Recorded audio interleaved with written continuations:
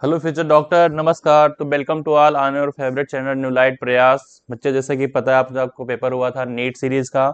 और NEET series का ये पेपर था आपका 14 यानी 14 सीरीज का पेपर था, जिसमें आपका चैप्टर पूछा गया था मॉलिक्यूलर बेसिस ऑफ इनहेरिटेंस। तो बच्चा, बहुत ही धमाकेदार पेपर आपके लिए बनाया गया था, बिल्कुल उसी अंदाज में जैसे कि आता है आपके नीट के पैटर्न में। तो आइए आज हम लोग डिस्कस करते हैं कि आपका पेपर में कहाँ कहाँ पे क्या गलतियां हुई हैं, कहाँ कहाँ पे आपको मिस्टेक हुई है, ताकि आप जब असली एग्जाम देने जाएं नीट का तो वहां पे आपसे ये गलतियां ना हो। तो पेपर को डिस्कस करने के लिए आपको बता देता हूं कि पेपर के शुरुआत के 50 यानी 101 से 150 मिनट डिस्कस करूंगा, यानी अनिरुद्ध अग्निहोत्री, और उसके बाद डिस्कस करेंगे आपके रिस्पेक्टेड सुधीर सर। तो सर के मिशन के साथ बढ़ते हैं आगे बिना देरी किए। और सर का मिशन आपको पता ही है कि अब पढ़ने का अधिकार सबको और डॉक्टर बनने का अधिकार भी सबको। तो देखते हैं आज के पेपर का पहला क्वेश्चन यहाँ पे क्या है। क्वेश्चन नंबर 101 क्या कह रहा है, ध्यान से देखिएगा। तो क्वेश्चन नंबर 101 यहाँ पे क्या कह रहा है, ध्यान से देखिए बच्चा। यहाँ पे कह रहा है कि ई कोलाई में प्रेरक की अनुपस्थिति में बात कर रहा है। और प्रेरक का मतलब होता है इंड्यूसर। प्रेरक का मतलब बच्चा क्या होता है? प्रेरक का मतलब होता है इंड्यूसर। तो इंड्यूसर की अनुपस्थिति में लैक्टोज मेटाबॉलिज्म के दौरान दमनकारी प्रोटीन जो किससे बंधता है? तो दमनकारी प्रोटीन का मतलब होता है रिप्रेसर प्रोटीन। ये दमनकारी प्रोटीन कौन सी है? इसको हम लोग कहते हैं रिप्रेसर प्रोटीन। तो ये जाकर के किससे जाके बंध जाता है, यानी कि बाइंड हो जाता है। तो बच्चा, ये जो है ये बाइंड हो जाता है ऑपरेटर के साथ। ये बाइंड हो जाता है किसके साथ? ऑपरेटर के साथ में बाइंड हो जाता है। आपका जवाब यहाँ पे क्या बनेगा? जवाब बनेगा विकल्प नंबर 2। अगला प्रश्न है आपके सामने 102। कह रहे हैं अगर एक बी डीएनए का नमूना, कह रहे हैं यहाँ पे 1,0,0,0,0 न्यूक्लियोसोम रखता है, तब बी डीएनए नमूने की लंबाई क्या होगी? तो बच्चा, यहाँ पे लंबाई पूछी जा रही है और न्यूक्लियोसोम का नंबर दिया गया है। अब आपको पता है कि एक न्यूक्लियोसोम में कितने होते हैं बच्चा? एक अगर बात करें हम न्यूक्लियोसोम में अगर बात करी जाए तो यहाँ पर हमारे पास में 200 बेस पेयर आपके डीएनए होते हैं। तो बच्चा, यहाँ पर इतने में कितने होंगे? तो इसको हम लोग बच्चा इस तरीके से भी लिख देते हैं 1 2 3 4 5, यानी 10 टू द पावर 5 में कितने होंगे, मतलब 10 टू द पावर 5 में कितने होंगे। तो बच्चा, इसमें आपके हो जाएंगे ये 200 हो जाए और इससे मल्टीप्लाई कर दिया 10 टू द पावर 5। और इसको हम इस तरीके से भी लिख सकते हैं कि 2 पावर 10 टू द पावर 7, ऐसे भी लिख सकते हैं। अब बच्चा, आपको पता है यहाँ पे एक बात और याद रखनी है कि यहाँ पे distance between two base pair क्या होता है बच्चा? 3.4 एंगस्ट्रॉम होता है। Distance between two base pair यानी कि दो बेस पेयर के बीच की दूरी, दो बेस पेयर के बीच की जो दूरी है बच्चा, ये दूरी कितनी होती है? ये होती है आपकी 10 एंगस्ट्रॉम। और बच्चा, इसको हम अगर मीटर में कन्वर्ट करेंगे तो 10 जो आपका है, इसको हम क्या करेंगे, यहाँ पे मल्टीप्लाई करा देंगे। किससे मल्टीप्लाई? यहाँ पे किससे करा देंगे? 3.4 एंगस्ट्रॉम को हम लोग मल्टीप्लाई करा देंगे यहाँ पे 10 की घात -10 से। 3.4 एंगस्ट्रॉम, 3.4 एंगस्ट्रॉम बच्चा होगा यहाँ पे। और यहाँ पर ये एंगस्ट्रॉम में है और इसको हम लोग मल्टीप्लाई करा देंगे 10 टू द पावर -10, तो ये आ जाता है यहाँ पर मीटर में। अब हम यहाँ पे क्या करें, दो बेस पेयर की जो बीच की दूरी है ये हम लोगों ने पता कर ली कि 3.4 होती है गुणे 10 की घात -10 होता है।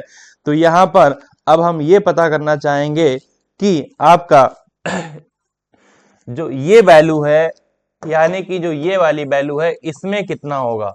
तो बच्चा, इसको पता करने के लिए हम यहाँ पे क्या करेंगे, हम यहाँ करेंगे ये कि आपका ये जो 2 गुणे 10 की घात 7 है, इसको हम लोग मल्टीप्लाई कराएंगे किससे? हम मल्टीप्लाई कराएंगे 3.4 गुणे 10 की घात -10 से।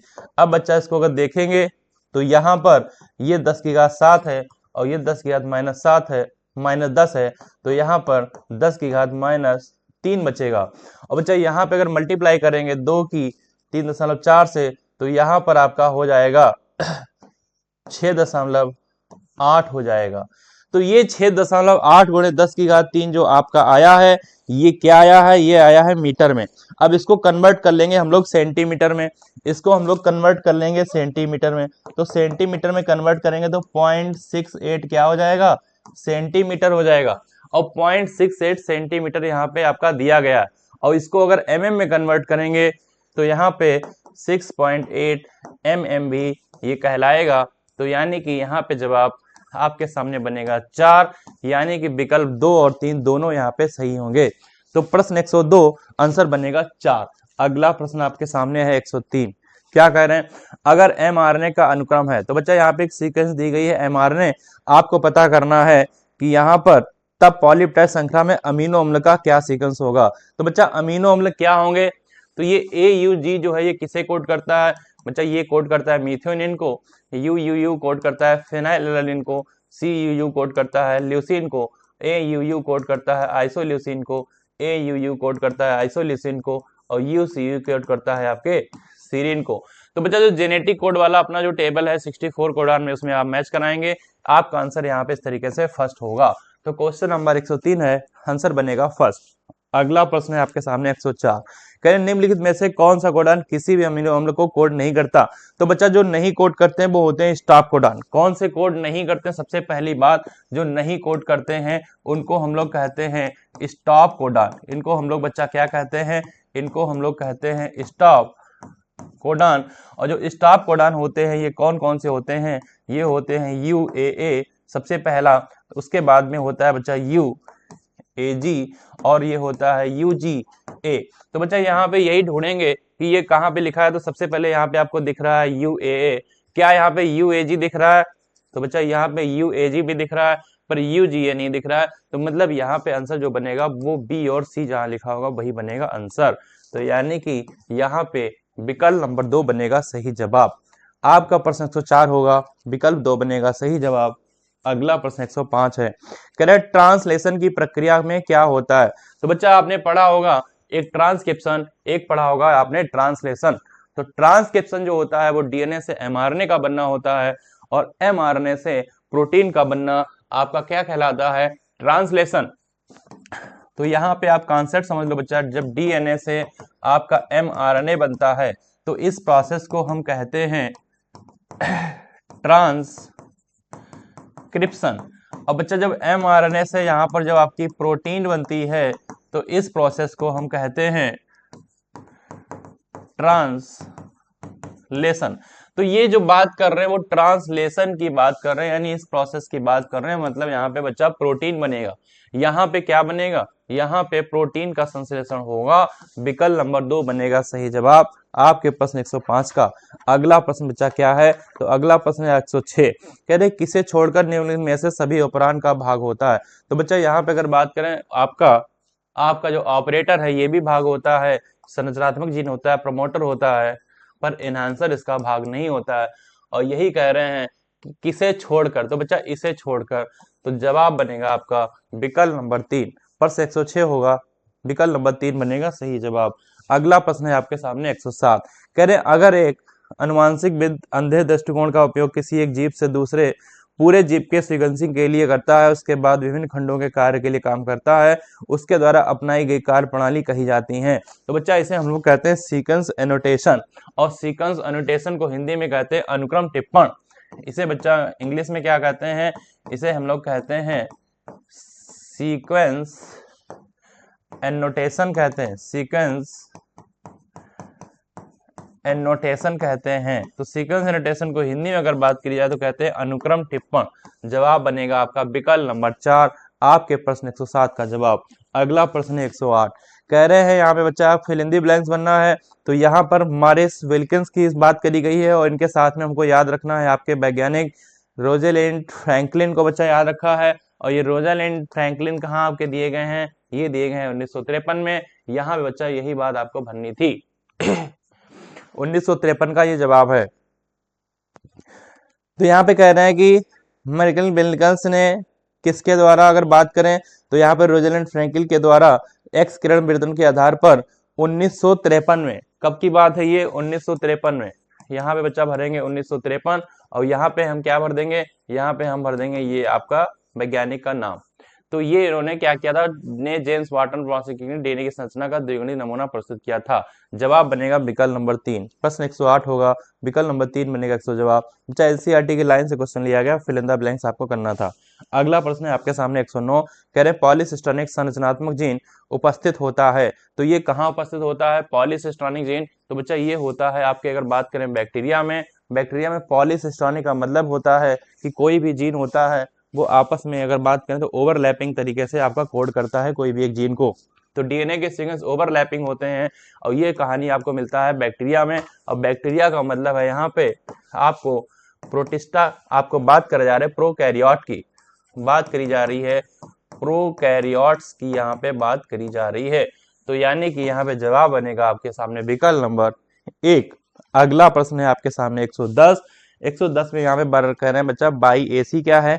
ये बाई एसी आपका क्या होता है? कृत्रिम आपका वेक्टर होता है, क्लोनिंग वेक्टर होता है। इसको हम लोग कहते हैं ईस्ट आर्टिफिशियल क्रोमोसोम। इसको हम लोग क्या कहते हैं? इसको हम लोग कहते हैं आर्टिफिशियल क्रोमोसोम। ये बच्चा होता क्या है? ये होता है कृत्रिम क्लोनिंग वेक्टर है। ये कृत्रिम क्लोनिंग वेक्टर होता है और इसमें हम बड़े मॉलिक्यूल को हम क्या कर सकते हैं? क्लोन कर सकते हैं। इसमें हम बड़े मॉलिक्यूल को, बड़े डीएनए मॉलिक्यूल को क्लोन कर सकते हैं। ये बात आपको याद रखनी है। और ये कहाँ से आइसोलेट किया गया है? आइसोलेट किया गया है ईस्ट से। आइसोलेट बच्चा कहाँ से किया गया है? आइसोलेट किया गया ईस्ट से, जिसका नाम है सैक्रोमाइसिस सेरेबेसी। तो यहाँ पे जवाब बच्चा बनेगा आपके सामने विकल्प नंबर 3। अगला प्रश्न क्या है? अगला प्रश्न है आपके सामने 111। तो यहाँ पे कह रहे अनुवांशिक कोड के लिए गलत क्या है? तो बच्चा सबसे पहले ही आपके सामने देख पा रहे हो यू यू यू 3 बार लिखा है और ये कोड होता है फिनाइल एलानिन के लिए। ये कोड किसके लिए होता है? फिनाइल एलानिन के लिए। यानी कि यहाँ पे क्या होना चाहिए? यहाँ पे होना चाहिए था फिनाइल एलानिन। फिनाइल एलानिन होना चाहिए था। ये यहाँ पे गलत है और गलत का भाई गलत। विकल्प नंबर 1 बनेगा सही जवाब आपके प्रश्न 111 का। अगला प्रश्न 112। करेंट डीएनए खंड के अर्थ में अंतरापित जीन व्यवस्था जीन की व्यवस्था बना देती है। बिल्कुल सही बात है बच्चा, ये बात बिल्कुल सही बताई गई यहाँ पे। फिर कह रहा है प्रोटीन संश्लेषण हेतु मार्शल निरेनबर्ग की कोशिका स्वतंत्र तंत्र कूट का अर्थ निकालने के लिए काफी सहयोगी रही है। दोनों की दोनों बातें यहाँ पे सही हैं। दोनों की दोनों यहाँ पे बातें सही हैं। जवाब बनेगा विकल्प नंबर 4। क्वेश्चन होगा 112, जवाब बनेगा विकल्प नंबर 4। अगला प्रश्न है आपके सामने 113। कह रहे अगर डीएनए अणु की लंबाई 1.1 मीटर हो तो अब लगभग कितने क्षार जोड़ी की संख्या यहाँ पे होगी? तो बच्चा यहाँ पे एक फार्मूला याद रखना है कि जो आपकी लेंथ है यानी कि जो लंबाई है उसे हम भाग करा देंगे नंबर ऑफ बेस पेयर से। क्या बेस पेयर होगा? तो यहाँ पे हम किससे डिवाइड करा देंगे? जो लंबाई होगी बता, डीएनए अणु की जो लंबाई है,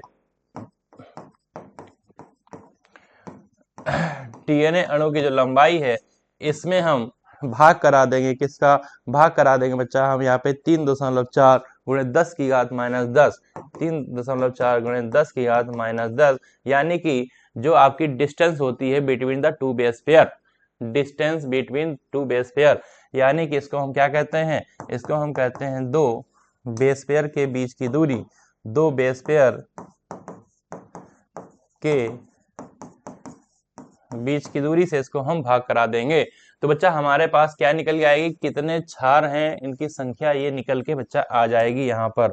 तो अब हम डीएनए अणु की जो लंबाई है वो कितनी है बच्चा? यहाँ पे है 1.1 और यहाँ पे है 3.4 गुणे 10 की बात 10। और इसको बच्चा अगर कैलकुलेट करोगे तो आपके सामने आंसर क्या आएगा? यहाँ पर आपके सामने जो आंसर आएगा वो आएगा 3.3 गुणे 10 की घात 9। 3.3 गुणे 10 की घात 9 आपके आप सामने आएगा यहाँ पे आंसर। 3.3 गुणे 10 की घात 9 आपका यहाँ पे आंसर आएगा बच्चा, इसको डिवाइड करने पे।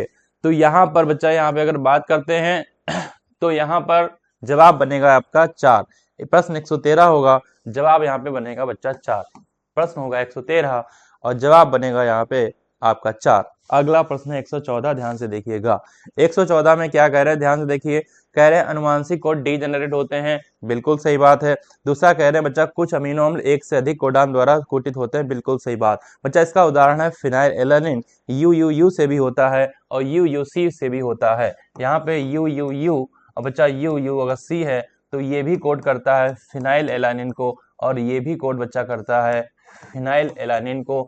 तो यहाँ पे यही बात आपको बताई गई है कि कुछ तो डिजेनरेट होते हैं और कुछ अमाइनो जैसे फिनाइल एलानिन मान लेते हैं एग्जाम्पल के तौर पे कि एक से अधिक कोडान द्वारा कोडित होते हैं। तो ये बात दोनों सही है और दोनों एक दूसरे की व्याख्या करती हुई नजर आ रही हैं, यानी कि आपके सामने विकल्प नंबर 4 बनेगा सही जवाब आपके प्रश्न 114 का। अगला प्रश्न 115। तो कह रहे हैं यहाँ पे बच्चा, यहाँ पे अनुवांशिक पदार्थ के लिए सही कथन क्या है? तो सही कथन बच्चा यहाँ पे ध्यान से देखिए आप विकल्प नंबर बी और डी को। तो बच्चा यहाँ पे बी और डी को जरा ध्यान से देखिए, बी और डी को क्या यहाँ पे बताया गया और क्या सही है। तो ये कह रहे हैं बच्चा डीएनए की लंबाई सामान्यतः इसमें मिलने वाले न्यूक्लियोटाइड पर निर्भर करती है, बिल्कुल सही बात है। कुछ विषाणुओं में बहाव विपरीत दिशा में आरएनए से डीएनए की तरफ भी होता है, जैसे रिवर्स ट्रांसक्रिप्टेज में आपने देखा होगा, रेट्रोवायरस में, आरएनए वायरस में आपने देखा होगा। ये दोनों बातें बिल्कुल सही है। अब कह रहे हैं आरएनए एक डीऑक्सी राइबो, तो बच्चा डीऑक्सी है तो यहाँ आरएनए नहीं होना चाहिए, यहाँ पे क्या होना चाहिए, यहाँ पे होना चाहिए था डीएनए। तो ये बात इनकी गलत है। उसके बाद कह रहे डीएनए क्षारीय है, ये बच्चा क्षारीय नहीं होता है, ये होता है अम्लीय, ये होता है अम्लीय। तो ये बात भी इनकी गलत है। यहाँ पे सही क्या है? सही आपके सामने है बी और डी, यानी कि विकल्प नंबर 1 बन जाएगा सही जवाब आपका प्रश्न 115 का। अगला प्रश्न है यहाँ पे 116। तो बच्चा 116 में क्या बताया गया, ध्यान से देखिएगा। यहाँ पे कह रहे हैं अनुवांशिक कोड के लिए सही कथन क्या है? तो यहाँ पे बच्चा सही कथन आपको ढूंढना है और सबसे पहला ही विकल्प आप देखो क्या लिखा है, कोडान ट्रिपलेट होते हैं। तो ये बात सही है, कोडान ट्रिपलेट होते हैं। फिर कह रहे हैं बच्चा 61 कोडान अमीनो अम्ल को कोड करता है और 6 कोडान, बच्चा 6 नहीं होता है, ये आपका 3 कोडान होता है। 3 कोडान ऐसे होते हैं जो किसी भी अम्ल के लिए कोड नहीं करता और इन्हीं को हम कहते हैं स्टॉप कोडान। इन्हीं को हम लोग क्या कहते थे? इन्हीं को हम लोग स्टॉप कोडान कहते हैं। इन्हीं को हम लोग क्या कहते हैं? Stop codon. फिर ये क्या कह रहे हैं, ध्यान से देखो। तो बच्चा ये बात गलत हो गई, कह रहे यू ए बिल्कुल सही है, यूजी ए सही है, पर ये यहाँ पे गड़बड़ दिया गया है। यहाँ पे क्या होना चाहिए बच्चा? यू ए जी होना चाहिए। U A, U A G, U G A, ये आपके रोध प्रकूट होते हैं। रोध प्रकूट का मतलब स्टॉप कोडान होता है। रोध का मतलब ही होता है बच्चा स्टॉप और प्रकूट का मतलब होता है कोडान। तो यहाँ पर ये बात भी इनकी गलत है। विकल्प 1 बनेगा सही जवाब। आपका प्रश्न 116 जवाब बनेगा विकल्प नंबर 1। अगला प्रश्न 117। 117 में कह रहे हैं लैक उपरांत के लिए बच्चा क्या सही कथन है? तो यहाँ पे क्या सही है, ध्यान से देखिएगा। 117 का बच्चा यहाँ पे विकल्प नंबर ए और सी देखिए क्या कह रहे हैं यहाँ पर। तो बच्चा ए और सी में कह रहे हैं लैक उपरांत में लैक का मतलब लैक्टोज होता है, बिल्कुल सही बात है। सी में कह रहे हैं लैक उपरांत धनात्मक नियमन के नियंत्रण करता है, बिल्कुल सही बात है। अब जरा बी और डी को देखिए, कह रहे हैं बाईजीन ट्रांस एसिटाइलेज। तो बच्चा बाईजीन आपको पता है कि जो बाईजीन होता है परमिएज के लिए होता है, ना कि ट्रांस एसिटाइलेज के लिए होता है। ये होता है परमिएज के लिए, ये होता है परमिएज के लिए होता है, जो कि कोशिका के लिए बीटा गैलेक्टोसाइडेज को पारगम्यता बढ़ाता है। कह रहे केवल ग्लूकोज, तो बच्चा केवल ग्लूकोज नहीं, यहाँ पे लैक्टोज होना चाहिए। यहाँ पे क्या होना चाहिए? यहाँ पे होना चाहिए लैक्टोज। ये बात भी गलत है, ये बात भी गलत है। सिर्फ ए और सी हमको यहाँ पे सही दिखाई दे रहा है, यानी कि आपका विकल्प नंबर 1 बनेगा जवाब आपके प्रश्न 117 का। 117 का जवाब विकल्प नंबर 1 होगा। अगला प्रश्न है आपके सामने 118। तो बच्चा 118 में यहाँ पे स्टेटमेंट की बात करी गई, ध्यान से देखिए। कथन 1 कथन 2 कह रहे हैं प्रतिकृतिकयन। तो बच्चा प्रतिकृतिकयन का मतलब क्या होता है? मतलब ये होता है रिप्लिकेशन की बात कर रहे हैं। प्रतिकृतिकयन का मतलब क्या होता है? ये बात कर रहे हैं रिप्लिकेशन की। ये बात किसकी कर रहे हैं? ये बात कर रहे हैं बच्चा रिप्लिकेशन की। रिप्लिकेशन में डीऑक्सीराइबोन्यूक्लियोसाइड ट्राइफॉस्फेट दोहरे उद्देश्य की पूर्ति करता है, ये बात बिल्कुल सही है। कह रहे ई कोलाई के डीएनए में कुछ निश्चित स्थान होते हैं जहां से प्रतिकृति की शुरुआत होती है। इन जगहों को प्रतिकृति का स्थल नामकरण दिया गया है। ये दोनों की दोनों बातें यहाँ पे बच्चा सही है। ये दोनों की दोनों बातें यहाँ पर बिल्कुल सही बताई गई हैं और ये दोनों की दोनों बातें यहाँ पर सही हैं। तो इसलिए आपके सामने विकल्प नंबर 4 बनेगा सही जवाब आपके प्रश्न 118 का। अगला प्रश्न है आपके सामने 119। तो बच्चा यहाँ कह रहे हैं डिस्फास्टिन क्या है। तो बच्चा ये जो डिस्ट्रोफिन होता है ये आपको पता है सबसे बड़ा ज्ञात जीन होता है, और ये जो होता है लगभग लगभग बच्चा 2.4 मिलियन बेस पेयर लंबाई होती है इसकी। ये सबसे बड़ा ज्ञात जीन है, और ये लगभग लगभग अगर बात करें तो बच्चा यहाँ पे 2.4 मिलियन बेस पेयर इसकी क्या होती है, इसकी होती है बच्चा लंबाई। तो ये सबसे बड़ा होता है, ज्ञात जीन होता है। यहाँ पे विकल्प नंबर 2 बन जाएगा सही जवाब आपके प्रश्न 119 का। अगला प्रश्न है आपके सामने 120। कह रहे हैं निम्नलिखित में से कौन आरएनए पर लागू नहीं होता है। तो बच्चा आरएनए पर कौन लागू नहीं होगा, तो यहाँ पे अगर बात करें आरएनए पर लागू नहीं होगा तो विषम चक्री तो बच्चा लागू होगा, अनुपूरक क्षार में लागू होगा, 5 फास्फेट 3 हाइड्रोक्सिल किनारा लागू होगा, पर क्या लागू नहीं होगा, लागू नहीं होगा चारगाफ का नियम। तो चारगाफ का नियम बच्चा लागू नहीं होगा। अब कह रहे हैं चारगाफ का नियम है क्या। तो बच्चा चारगाफ का नियम ये होता है कि जितने एडेनिन है उतने ही क्या होते हैं आपके, जितने आपके एडेनिन है उतने ही यहाँ पे क्या होंगे, जितने ही बच्चा यहाँ पे अगर बात करें ए होंगे उतने ही टी होंगे, जितने ही जी होंगे उतने ही सी होंगे। तो मतलब क्या है, मतलब ये है बच्चा कि यहाँ पर जितने आपको प्यूरिन दिख रहे हैं उतने ही पिरिमिडिन दिख रहे हैं, जितने ही आपको यहाँ क्या दिख रहे हैं, आपको प्यूरिन दिख रहे हैं, और उसी रेशियो में आपको यहाँ क्या दिखेंगे, आपको आपको बच्चा यहाँ पे पिरिमिडिन भी दिखेंगे, पिरिमिडिन भी दिखेंगे। तो प्यूरिन और पिरिमिडिन का जो रेशियो होगा वो 1:1 होगा। ये बात किसके लिए है, ये बात डीएनए के लिए है। डीएनए का मतलब डबल स्टैंडर्ड के लिए। ये किसके लिए, ये होता है डीएनए के लिए। क्यों, क्योंकि बच्चा ये होता है डबल स्टैंडर्ड। ये कैसा होता है, ये होता है डबल स्टैंडर्ड, और आरएनए हमारा सिंगल स्टैंडर्ड है। आरएनए कैसा है, आरएनए है हमारा सिंगल स्टैंडर्ड। आरएनए कैसा है, आरएनए होता है सिंगल स्टैंडर्ड। तो ये डबल स्टैंडर्ड के लिए लागू है, सिंगल स्टैंडर्ड के लिए लागू नहीं है। तो इसलिए आरएनए के लिए चारगार रूल लागू नहीं होगा। विकल्प नंबर 2 बन जाएगा सही जवाब आपके प्रश्न 120 का। आपके प्रश्न 120 का जवाब बनेगा विकल्प नंबर 2। अगला प्रश्न बचा यहाँ पर 121। ध्यान से देखिएगा क्या कह रहे हैं। कह रहे हैं मनुष्य मानव जीनोम परियोजना 13 वर्ष की योजना का जिसे अमेरिकी ऊर्जा विभाग व राष्ट्रीय स्वास्थ्य संस्थान द्वारा सहयोग प्राप्त हुआ है। बिल्कुल सही बात है। गुणसूत्र बल सर्वाधिक जीन 2968 व बाई गुणसूत्र सबसे कम जीन 231 मिले थे। ये बात भी सही है, दोनों बातें यहाँ पे बच्चा सही है, एनसीईआरटी के हिसाब से हैं। यहाँ पे विकल्प नंबर 4 बनेगा आपका सही जवाब। आपका प्रश्न 121 जवाब बनेगा विकल्प नंबर 4। अगला प्रश्न 122। बच्चा यहाँ पे क्या कह रहे हैं, कह रहे हैं उच्च स्तर पर क्रोमेटिन के पैकेजिंग है तो अतिरिक्त प्रोटीन की आवश्यकता होती है जिसे सामूहिक रूप से गैर स्टोन गुणसूत्री प्रोटीन कहा जाता है। ये बात बिल्कुल सही है। दूसरा कथन बच्चा कह रहे हैं डीएनए से पाचन के बाद रूपांतरण प्रक्रिया बंद हो जाती है। इससे स्पष्ट है कि डीएनए ही रूपांतरण के लिए जिम्मेदार होता है। ये बात भी यहाँ पर बिल्कुल सही बताई गई है, यानी कि विकल्प नंबर 4 बन जाएगा सही जवाब आपके प्रश्न 122 का। अगला प्रश्न भैया 123। एक्स और वाई की क्रमशः पहचान करें। तो बच्चा एक्स और वाई की पहचान क्या करनी, ध्यान से देखिए। तो बच्चा एस स्ट्रेन है, इंजेक्ट कराया गया था माइस में, और एस है ससेप्टिबल है। तो यहाँ पे बच्चा एक्स जो है वो क्या होगा, यहाँ पे माइस जो होगा यानी चूहा जो है मर जाएगा।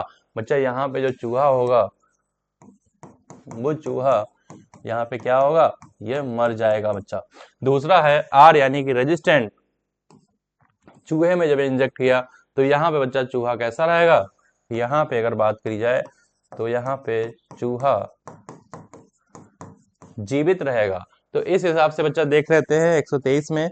123 में जरा विकल्प नंबर 2 देखिए क्या लिखा है। विकल्प नंबर 2 लिखा है कि चूहा मर जाएगा, ये आपका एक्स होगा, और यहाँ पे बच्चा लिखा है चूहा जीवित होगा, ये आपका वाई होगा, यानी विकल्प नंबर 2 बन जाएगा सही जवाब आपके प्रश्न 123 का। अगला प्रश्न आपके सामने है 124। तो यहाँ पे बच्चा करेक्ट पता करना है। तो बच्चा यहाँ पे अगर करेक्ट की बात करी जाए तो सारे करेक्ट हैं, बस बी वाला पॉइंट अगर यहाँ पे देखो, बी वाला जो पॉइंट है वो आपका इनकरेक्ट है। तो करेक्ट कितने हैं, बी वाला पॉइंट बच्चा क्या करेक्ट है, लिखा है थाइमोसिन। बच्चा थाइमोसिन नहीं होना चाहिए, यहाँ पे होना चाहिए थाइमोडीन। थाइमोसिन नहीं होना चाहिए बच्चा, यहाँ क्या होना चाहिए, यहाँ होना चाहिए थाइमोडीन। ये बात गलत है। बाकी यहाँ पे बच्चा सारी की सारी बातें आपकी ये सही दी गई है। ग्वानिन है तो ग्वानोसिन होगा, गोनालिक एसिड होगा, साइटोडीन है तो साइटोडीन होगा, यहाँ पे साइटिडाइलिक होगा, एडिनिन के लिए एडिनोसिनो होगा। तो ए सी डी, अच्छा ए सी डी यही आपका सही है, विकल्प 4 बन जाएगा आपका जवाब। प्रश्न 124 होगा, विकल्प 4 बनेगा सही जवाब। अगला प्रश्न है आपके सामने 125, ध्यान से देखिएगा। फिर से आपके सामने स्टेटमेंट और कथन की बात करी गई है। तो बच्चा यहाँ कह रहे हैं डीएनए फिंगरप्रिंटिंग में डीएनए अनुक्रम में कुछ विशिष्ट जगहों के बीच भिन्नता का पता लगाते हैं, इन्हें हम पुनरावर्ती डीएनए कहते हैं। कह रहे हैं क्षार घटकों एटी से प्रचुर तथा जीसी से प्रचुर खंडों की लंबाई पुनरावर्ती इकाइयों के आधार पर माइक्रो सैटेलाइट, मिनी सैटेलाइट आदि में वर्णित किया गया है। दोनों की दोनों बातें यहाँ पे एनसीईआरटी के अकॉर्डिंग बच्चा बुक से ली गई हैं, दोनों बातें यहाँ पे सही हैं। विकल्प 4 बनेगा सही जवाब आपके पास 125 का। अगला प्रश्न 126, कह रहे हैं बच्चा क्या फुल फॉर्म होती है बीएनटीआर की। तो बीएनटीआर का मतलब बच्चा होता है variable number of tandem repeat, और ये बच्चा वो लोकेशन होती है एक जीनोम पर बच्चा वो लोकेशन होती है, बच्चा ये वो लोकेशन है जीनोम पर जहां पर आपके क्या होते हैं, जो एक डीएनए के जो बच्चा जो नंबर ऑफ बेस पेयर उनका रिपीटेशन पाया जाता है, जहां पर बच्चा जो बेस पेयर है, बेस पेयर का रिपीटेशन बच्चा यहाँ पे रिपीटेशन पाया जाता है, ऐसी ऐसी लोकेशन यहाँ पे इनको हम लोग पहचानते हैं।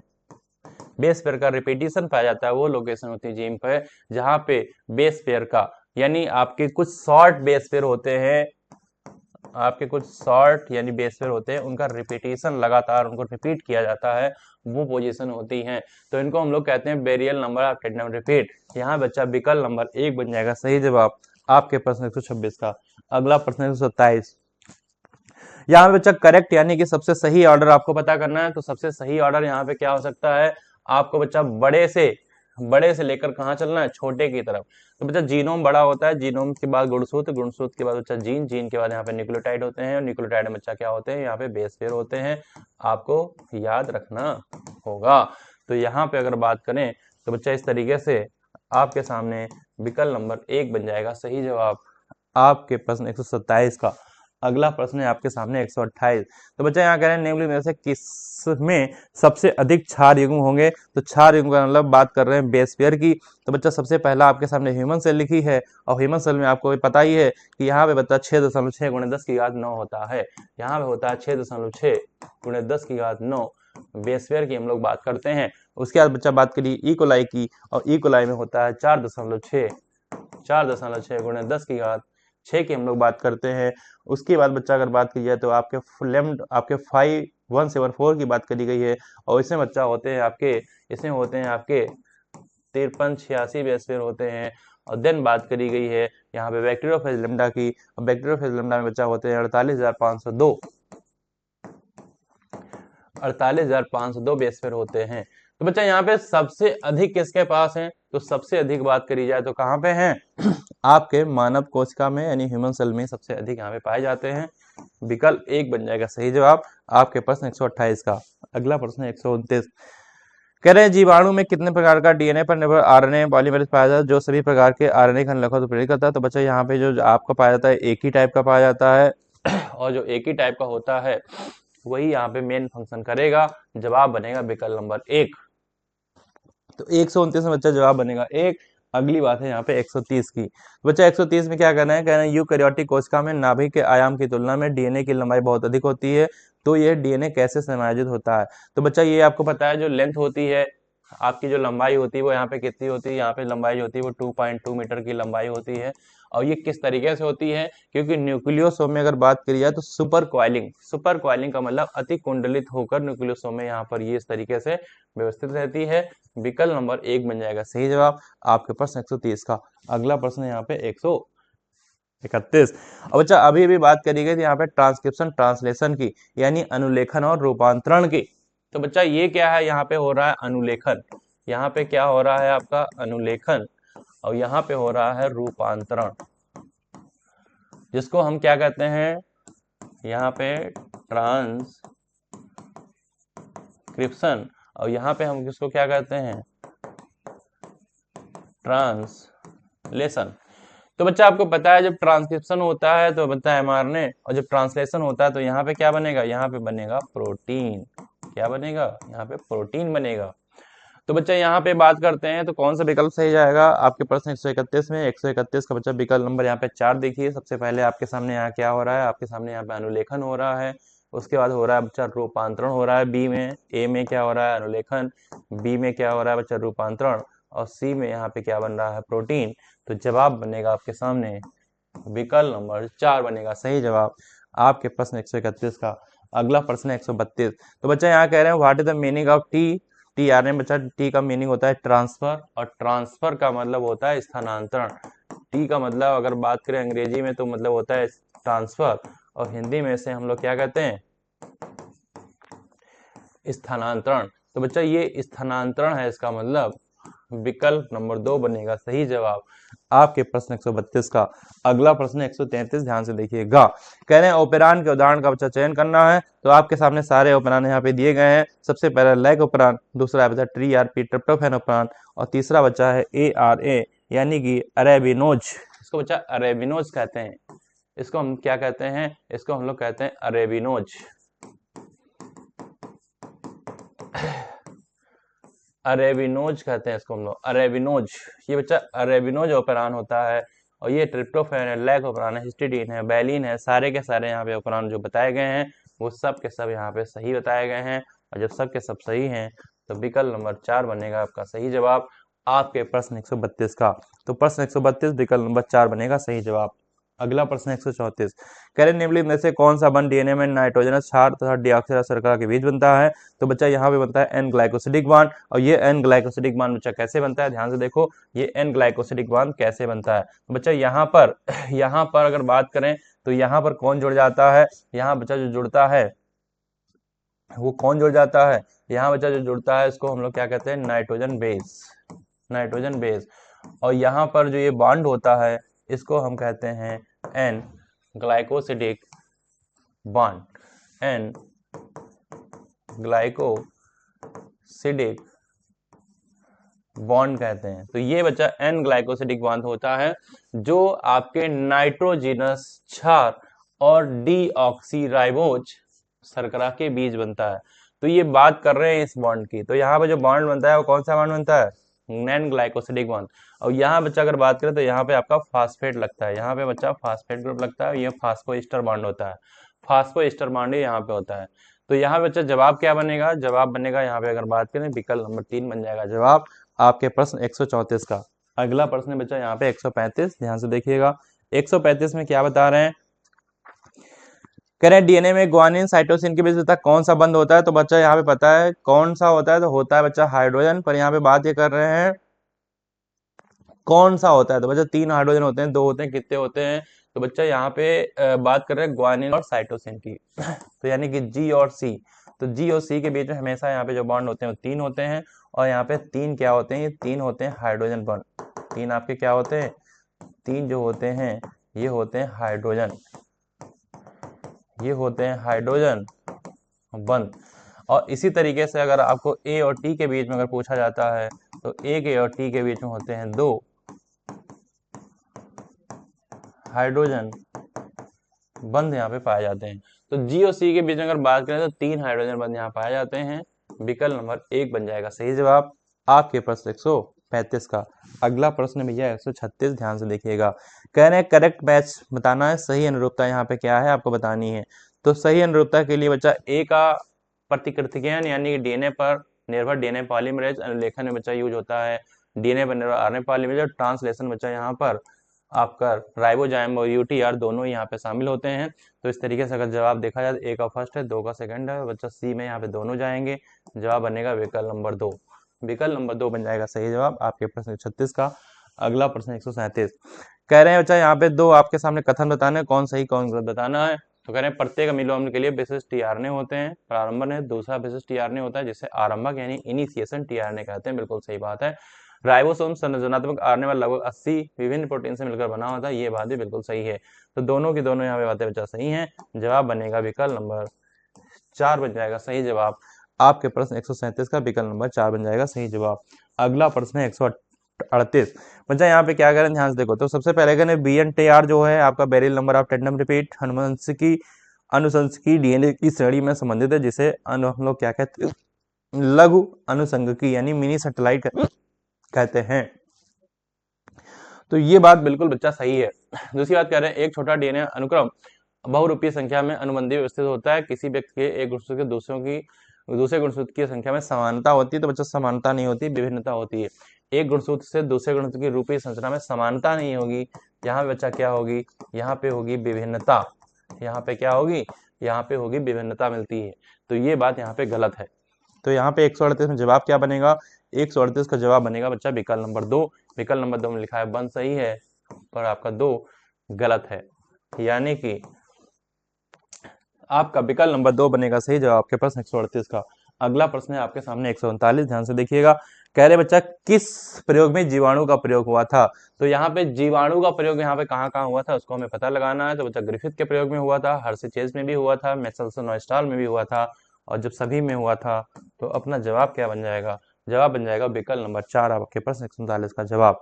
अगला प्रश्न भैया 140, कह रहे हैं दिए गए डीएनए अणु में कितने हाइड्रोजन बंध होते हैं। तो बच्चा यहाँ पे हाइड्रोजन बंध हमें काउंट करना है। तो यहाँ पे हाइड्रोजन बंध कितने होंगे हम लोग काउंट कर लेते हैं। तो बच्चा यहाँ पे हाइड्रोजन बंध जो होंगे वो 2 बच्चा यहाँ पे होंगे, यहाँ पर 2 होंगे, यहाँ पर बच्चा 3 होंगे, यहाँ पर 3 होंगे, यहाँ पर बच्चा 3 होंगे, यहाँ पे 2 होंगे, यहाँ पर 2 होंगे, यहाँ पर 3 होंगे, यहाँ पर बच्चा 3 होंगे। अब गिन लेते हैं बच्चा। तो यहाँ पे कितने बॉन्ड हैं हमारे पास, ध्यान से देखो यहाँ पे कितने हमारे पास बॉन्ड हैं। तो कह रहे हैं 1 2 3 4 5 6 7 8 9 10 11 12 13 14 15 16 17 18 19 20 21 22 23। तो बच्चा टोटल हमारे पास यहाँ पे कितने होंगे, टोटल हमारे पास कितने होंगे, 23 हाइड्रोजन बॉन्ड यहाँ पे होंगे। तो यहाँ पे प्रश्न 140 हाइड्रोजन बॉन्ड हमारे पास गिन लेंगे। तो यहाँ पे जवाब बनेगा आपका विकल्प नंबर 3। विकल्प नंबर 3 बन जाएगा सही जवाब, यानी कि 23। 23 कहाँ लिखा है बच्चा, विकल्प नंबर 3 में। तो 140 का जवाब बच्चा क्या होगा, विकल्प नंबर 3। अगला प्रश्न है 141, कह रहे हैं अगर डीएनए का, इसमें बच्चा एक चीज सिंपल हमें ये याद रखनी है कि ए और टी के बीच में हमेशा 2 बॉन्ड होते हैं, जी और सी के बीच में हमेशा यहाँ पे 3 बॉन्ड होते हैं, और उसी के हिसाब से यहाँ पे कैलकुलेट कर लेंगे, निकल के नंबर आ जाएगा। अगला प्रश्न आपके सामने 141 है। कह रहे हैं बच्चा यहाँ पे अगर डीएनए का एक स्ट्रैंड आपके सामने दिया है 5 प्राइम से दिया है A G G C C C T T A T है 3 प्राइम, तब दूसरे डीएनए स्ट्रैंड का हो। तो बच्चा दूसरा जो होगा, सबसे पहली बात है अगर 5 प्राइम 3 प्राइम ये है तो दूसरा जो स्ट्रैंड होगा वो 3 प्राइम से शुरुआत करेगा और कहाँ तक जाएगा, 5 प्राइम तक जाएगा। यहाँ बच्चा ए है तो यहाँ पे ए है तो यहाँ पे क्या होगा, यहाँ पे बच्चा इसका कॉम्प्लीमेंट्री हमारे पास टी होगा। यहाँ बच्चा क्या होगा, ए जी जी तो यहाँ होगा टी सी सी, और यहाँ पर सी सी सी है तो यहाँ पे हमारे पास जी जी जी आएगा। यहाँ पर टी टी ए है तो यहाँ पे हमारे पास ए ए टी आएगा, और ये टी है तो हमारे पास ए आएगा। तो देखिए आंसर हमारे पास क्या निकल के आ गया या नहीं आ गया। तो बच्चा ऐसा कहाँ पे लिखा है, ध्यान से देखो यहाँ पे 3 प्राइम टू 5 प्राइम ऐसा कहाँ पे लिखा है। तो आप 141 का विकल्प नंबर 3 देखिए, यहाँ पे विकल्प नंबर 3 में क्या लिखा है, टीसीसी बिल्कुल सही बात है, जी जी जी बिल्कुल सही बात है, और ए ए टी और ये है ए, यानी कि विकल्प नंबर 3 बन जाएगा सही जवाब आपका। तो ये सारी चीजें इस तरीके से आप ये सब सारी चीजें इस तरीके से आपको कर ली हैं। तो प्रश्न आपका 141 जवाब बनेगा विकल्प नंबर 3। अगला प्रश्न होगा यहाँ पे 142, ध्यान से देखिएगा 142 में क्या कह रहे हैं यहाँ पे कह रहे हैं बच्चा, यहाँ पे ध्यान देखिएगा यहाँ पे क्या कह रहे हैं, 141 का विकल्प नंबर 3 बनेगा जवाब। कह रहे हैं मानव जीनोम परियोजना में अंतिम गुणसूत्र अनुक्रमित किया जाता है। तो ये कहाँ पे किया गया था, ये किया गया था क्रोमोसोम नंबर 1 पे। ये कहाँ पे किया गया था, तो ये किया गया था आपके क्रोमोसोम नंबर 1 पे, यानी कि गुणसूत्र 1 पे किया गया था। विकल्प नंबर 2 बन जाएगा जवाब आपके प्रश्न 142 का। अगला प्रश्न भैया 143, ध्यान से देखिएगा 143 में क्या कह रहे हैं, ध्यान से देखिए। कह रहे हैं बच्चों कथन 1 कथन 2, कथन 1 में कह रहे हैं डीएनए पॉलीमरेज एंजाइम काफी प्रभावी है क्योंकि बहुत ही कम समय में अधिक संख्या में न्यूक्लियोटाइड के बहुकरण को उत्प्रेरित किया जाता है। कह रहे हैं प्रतिकृति में किसी भी तरह की गलती के परिणाम से उत्परिवर्तन होता है, ये बात भी सही है, और यहाँ पे दोनों यहाँ बातें सही करी गई हैं। विकल्प नंबर 4 बन जाएगा जवाब आपके प्रश्न 143 का। 143 विकल्प नंबर 4 बनेगा सही जवाब। अगला प्रश्न 144, ध्यान से देखिएगा। तो बच्चा 144 में आप देख पा रहे हैं आपके सामने चित्र दिया गया है। तो कह रहे हैं दिए गए चित्र में सही कथन क्या है। तो सही कथन अगर बात करें तो यहाँ पे बच्चा यहाँ पे वाटसन क्रिक का मॉडल दिया गया है सेमी कंजर्वेटिव के लिए, और सेमी कंजर्वेटिव को होता है अर्ध संरक्षी प्रतिक्रियन। तो बच्चा आप यहाँ पे अर्ध संरक्षी प्रतिकिरण का वाटसन क्रिक का यहाँ प्रतिरूप मॉडल दिया गया है, यानी सेमी कंजर्वेटिव की बात करी गई है ये मॉडल में। चारगाफ की बात नहीं करी गई है यहाँ पे टेलर प्रतिकिरण की बात नहीं करी गई है, अनुलेखन की बात यहाँ पे अगर बात करें तो नहीं करी गई है। विकल्प नंबर 2 बनेगा सही जवाब, विकल्प नंबर 2 बन जाएगा सही जवाब आपके प्रश्न 144 का। अगला प्रश्न है भैया 145, कितनी अनुरूपता सही है? तो कह रहे हैं बच्चा यहाँ पे बात ध्यान से देखिए। तो बच्चा सबसे पहले डीएनए फिंगरप्रिंटिंग की बात कर रहे हैं। डीएनए फिंगरप्रिंटिंग में रिपीटेटिव डीएनए संबंधित है, डीएनए फिंगरप्रिंटिंग सैटेलाइट डीएनए से भी संबंधित है, डीएनए फिंगरप्रिंटिंग अगर बात करें तो सदर्न ब्लॉट हाइब्रिडाइजेशन संबंधित है, और यहाँ पर फॉरेंसिक विज्ञान से भी संबंधित होता है। तो चारों की चारों बातें यहाँ पे सही है और सही पता लगाना था। तो विकल्प नंबर 1 बन जाएगा जवाब आपके प्रश्न 145 का। 145 विकल्प नंबर 1 बनेगा जवाब। अगला प्रश्न 146, तो कह रहे हैं नीचे दिए गए दो कथन दिए गए हैं। सबसे पहले यहाँ पे बात करे जा रहे हैं बता राइबोसोम। तो राइबोसोम कह रहे हैं यहाँ पे अगर बात करें तो आपके फास्फोडाइस्टर से जुड़ते हैं के निर्माण में प्रेरक की तरह। तो बच्चा फास्फोडाइस्टर नहीं, पेप्टाइड बंध के निर्माण में, पेप्टाइड बॉन्ड पेप्टाइड बंध के निर्माण में। राइबोसोम फास्फोडाइस्टर में नहीं, पेप्टाइड में बच्चा, पेप्टाइड बंध के निर्माण में उत्प्रेरक की तरह 23S राइबोसोमल आरएनए जीवाणु में एंजाइम राइबोजाइम का कार्य करता है। ये बात आपकी पेप्टाइड होना चाहिए था। फिर कह रहे हैं एमआरएनए में स्थानांतरण इकाई आरएनए का अनुक्रम है जिसके किनारे पर एयूजी स्टार्ट कोडन तथा स्टॉप कोडन मिलते हैं जो पॉलीपेप्टाइड का कूट लेखन करते हैं। ये बात यहाँ पे सही है। तो 146 में अगर बात करें तो बच्चा यहाँ पे जवाब क्या बनेगा? 146 से जवाब बनेगा विकल्प नंबर 3। विकल्प नंबर 3 में बच्चा क्या कह रहे हैं? कह रहे हैं पहला ऑप्शन गलत है और दूसरा आपके सामने सही है। तो विकल्प नंबर 3 बन जाएगा आपका सही जवाब आपके प्रश्न 146 का। अगला प्रश्न है 147, ध्यान से देखिएगा। 147 भैया क्या कह रहे हैं? ध्यान से देखिए। कह रहे हैं अनुलेखन के दौरान दोनों स्टैंड की प्रतिलिपिकरण नहीं होती है। तो ये बात इनकी सही है कि अनुलेखन के दौरान दोनों की नहीं होती। बच्चा यहाँ पे सिर्फ किसकी होती है? केवल टेम्पलेट की होती है। केवल अगर बात करें तो आपके किसकी होती है बच्चा? टेम्पलेट की यहाँ पे बात करी जाती है। टेम्पलेट का प्रतिलिपिकरण होता है, दोनों की नहीं होती है। अनुलेखन में अगर दोनों स्टैंड टेम्पलेट के रूप में कार्य करते हैं तब उनसे विभिन्न अनुक्रम वाले आरएनए का अनुलेखन होता है। यदि प्रोटीन का उल्लेखन करते हैं तब प्रोटीन में गिनने वाले अमीनो का भी अनुक्रम भिन्न होगा। ये बात भी सही है। तो बच्चा 147 में दोनों की दोनों बातें सही करेंगे और यहाँ पे करेक्ट एक्सप्लेन भी किया गया है। 147 में दोनों की दोनों बातें यहाँ पे सही बताई गई हैं और यहाँ पे इनका करेक्ट एक्सप्लेनेशन भी करता नजर आ रहा है। तो विकल्प नंबर 4 बनेगा जवाब आपके प्रश्न 147 का। अगला प्रश्न 148, कह रहे हैं निम्नलिखित में से कौन सा कथन बच्चा यूकेरियोट के लिए गलत है? तो यहाँ पे गलत क्या है? गलत क्या है बच्चा? विकल्प नंबर 3 देखिए। कह रहे हैं अभिव्यक्ति अनुक्रमों को इंट्रॉन कहते हैं। तो बच्चा इंट्रॉन नहीं कहते हैं, इसको हम लोग कहते हैं एक्सॉन। इसको हम लोग क्या कहते हैं? इसको हम लोग कहते हैं एक्सॉन कहते हैं। और एक्सॉन का मतलब जो कोडिंग वाले होते हैं, जो कोडिंग स्टैंड होते हैं, जो कोडिंग होते हैं। कोडिंग का मतलब अभिव्यक्त, कोडिंग का मतलब क्या है? अभिव्यक्त। तो बच्चा अभिव्यक्त वाले जो होते हैं अनुक्रम, अभिव्यक्त कोडिंग स्टैंड, तो ये यहाँ पे बात अगर बात करी जाए तो ये यहाँ पे गलत दी गई। तो गलत का भाई गलत होता है, विकल्प नंबर 3 बनेगा सही जवाब। बाकी सारी चीज सही है कि संरचनात्मक चीज मोनोसिस्टोनिक होते हैं क्योंकि यूकेरियोट की बात करी गई है। यूकेरियोट में जीन विखंडित होते हैं, एक्सॉन इंट्रॉन द्वारा अन्तरापित होते हैं। ये बात बिल्कुल सही है। तो 148 में गलत क्या है? तो 148 में गलत है आपका विकल्प नंबर 3। अगला प्रश्न है आपके सामने 149, निम्न में से कौन ह्यूमन जीनोम प्रोजेक्ट का यहाँ पे महत्वपूर्ण लक्ष्य है? तो बच्चा यहाँ पे ध्यान से देखिए, क्या यहाँ पे महत्वपूर्ण लक्ष्य कौन सा इसमें कह रहे हैं? नहीं है। महत्वपूर्ण लक्ष्य कौन सा इसमें से नहीं वाला आपको पता करना है। तो बच्चा 149 में अगर बात करें तो विकल्प नंबर यहाँ पे 2 देखिए क्या कह रहे हैं? कह रहे हैं डिटरमाइन करना था आपको 5 बिलियन। तो बच्चा 5 बिलियन नहीं है, एनसीईआरटी में आपने देखा होगा तो 5 बिलियन यहाँ पे नहीं दिया गया है। यहाँ पे दिया गया है आपके सामने 3 बिलियन यहाँ पे दिया गया है, पर ये 5 बिलियन की बात कर रहे हैं। तो ये लक्ष्य नहीं था, बाकी सब यहाँ पे लक्ष्य थे, आपको पता है ये लक्ष्य था, ये भी लक्ष्य था, पर ये 5 बिलियन की वजह से गलत हो गया। तो जो नहीं है, तो नहीं का जवाब बच्चा यहाँ पे नहीं, यानी कि विकल्प नंबर 2 बन जाएगा जवाब आपके प्रश्न 149 का। अगला प्रश्न हमारे सेशन का लास्ट प्रश्न है यहाँ पे 150। तो ध्यान से देखिए क्या कह रहे हैं? कह रहे हैं एक व्यक्ति के किसके डीएनए के समान बहुरूपता देखने को मिलती है? तो बच्चा डीएनए अगर किसी व्यक्ति का है तो कह रहे हैं त्वचा यानी स्किन का डीएनए, अस्थि का, शुक्राणु का, रक्त का, तो इसमें अगर बात करें तो एक समान बहुरूपता मिलेगी। इसमें आपको क्या दिखेगा? इसमें आपको एक समान क्या दिखेगा? आपको बहुरूपता दिखेगी, क्योंकि एक ही व्यक्ति का डीएनए होगा।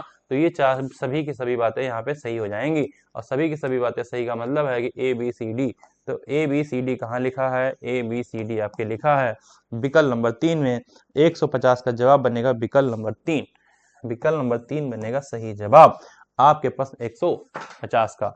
तो इस तरीके से बच्चा हमारे सेशन के जो क्वेश्चन थे 150 यहाँ पे कंप्लीट होते हैं। कहीं नहीं जाइएगा, सेशन बने रहिएगा, कुछ ही पलों में आपके सामने आने वाले हैं रिस्पेक्टेड सुधीर सर। और पूरा सेशन का एंजॉय करिएगा, देखिएगा हमारी गलती कहाँ पे हुई है, पूरा एंजॉय करिएगा, मिस्टेक रजिस्टर बनाइएगा, उसमें अपनी गलतियों को लिखिएगा ताकि आगामी अगले एग्जाम में आपकी गलती कभी भी ना हो। तो दीजिए हमें इजाजत और स्वागत करिए रिस्पेक्टेड सुधीर सर का। तब तक हमारी तरफ से सभी को जय हिंद, जय Bharat, take care, bye bye. Hello बच्चों, नमस्कार। आज आप लोगों का नीट 14 टेस्ट हुआ होगा और बहुत अच्छा टेस्ट हुआ होगा, मैं उम्मीद करता हूं बेटा, ठीक है। और हिंदी माध्यम की श्रृंखला को बढ़ाते हुए मैं सुधीर कटियार आपको 151 से लेकर 200 क्वेश्चन तक आपके साथ डिस्कस करूंगा। और आपके साथ बेटा 101 से लेकर 150 तक डॉक्टर अनूर सर ने हिंदी माध्यम के क्वेश्चन को आपके साथ डिस्कस किया है। ठीक बेटा, हिंदी माध्यम की श्रृंखला को आगे बढ़ाते हुए हमारे सिंह सर का जो मिशन है, सब पढ़ने का अधिकार सबको और डॉक्टर बनने का अधिकार सबको, उसी को आगे बढ़ाते हुए बेटा हम क्वेश्चन संख्या 151 पे चलते हैं बेटा।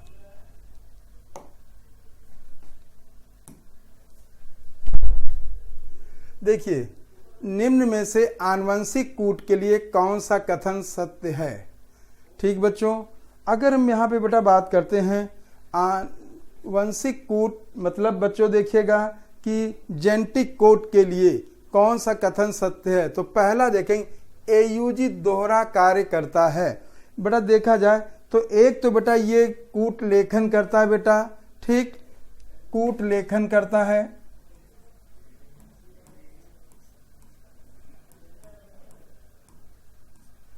और दूसरा जो है बेटा ये प्रारंभिक प्रकूट की तरह काम करता है।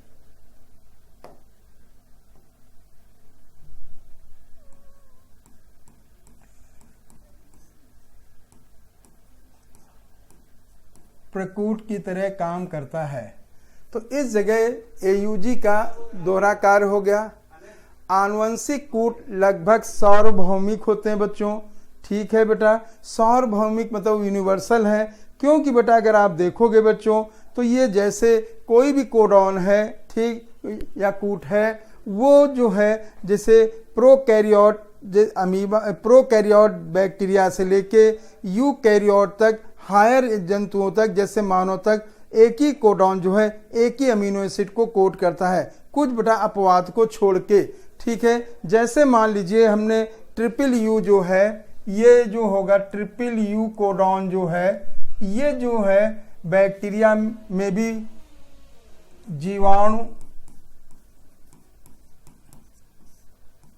में जो है ये अमीनो एसिड जो है फिनाइल एलेनिन को कोड करता है। फिनाइल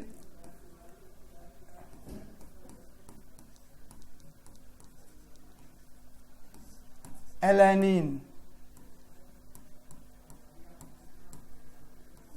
को कोड करता है। और यही जो है कोडॉन बेटा ह्यूमन में भी फिनाइल एलेनिन को कोड करता है। इसलिए लगभग आया, ऑलवेज नहीं आया बच्चों, ठीक है।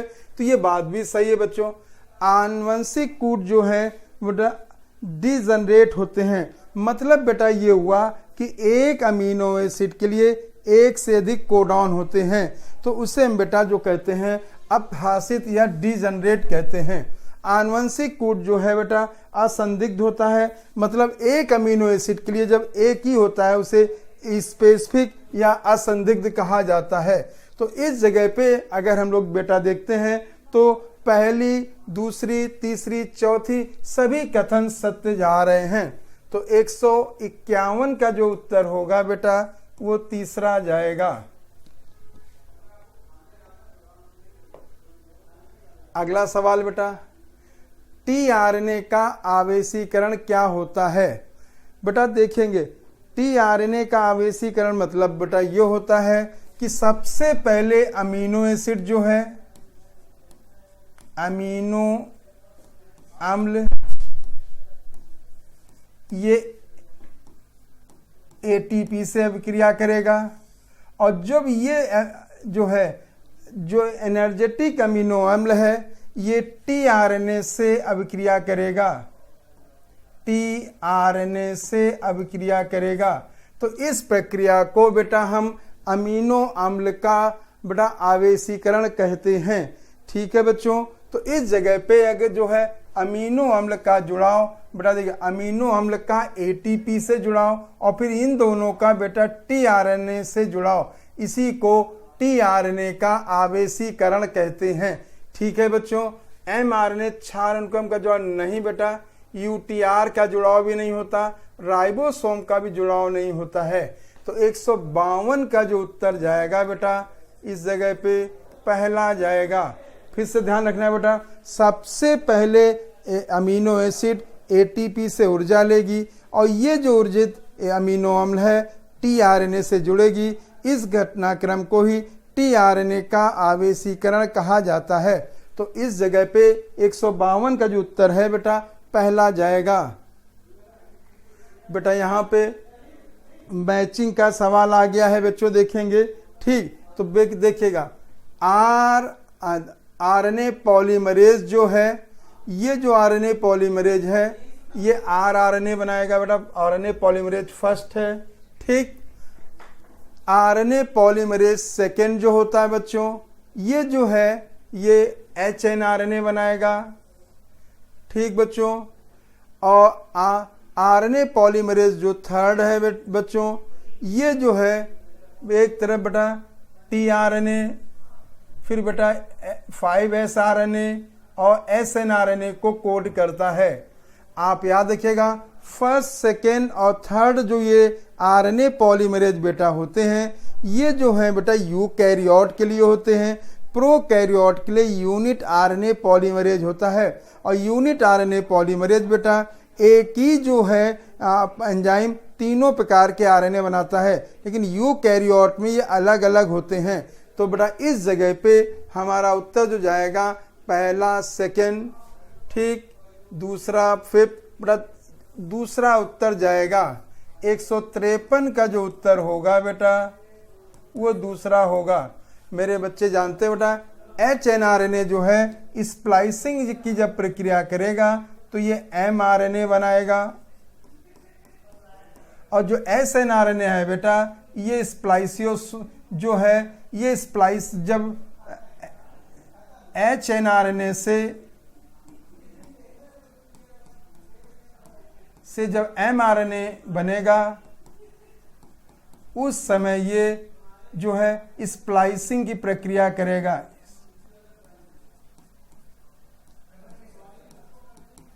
सिंग की प्रक्रिया करेगा और उसमें ये एक विशेष संरचना बनाता है जिसे स्प्लाइसियोसोम कहते हैं। स्प्लाइसियोसोम जो है एसएनआरएनए का बना होता है, प्रोटीन का बना होता है और एटीपी का, ये बेटा ध्यान रखिएगा। तो इस जगह पे जो 153 का जो उत्तर जा रहा है बेटा वो दूसरा जाएगा। आगे बेटा सवाल देखते हैं बेटा आगे।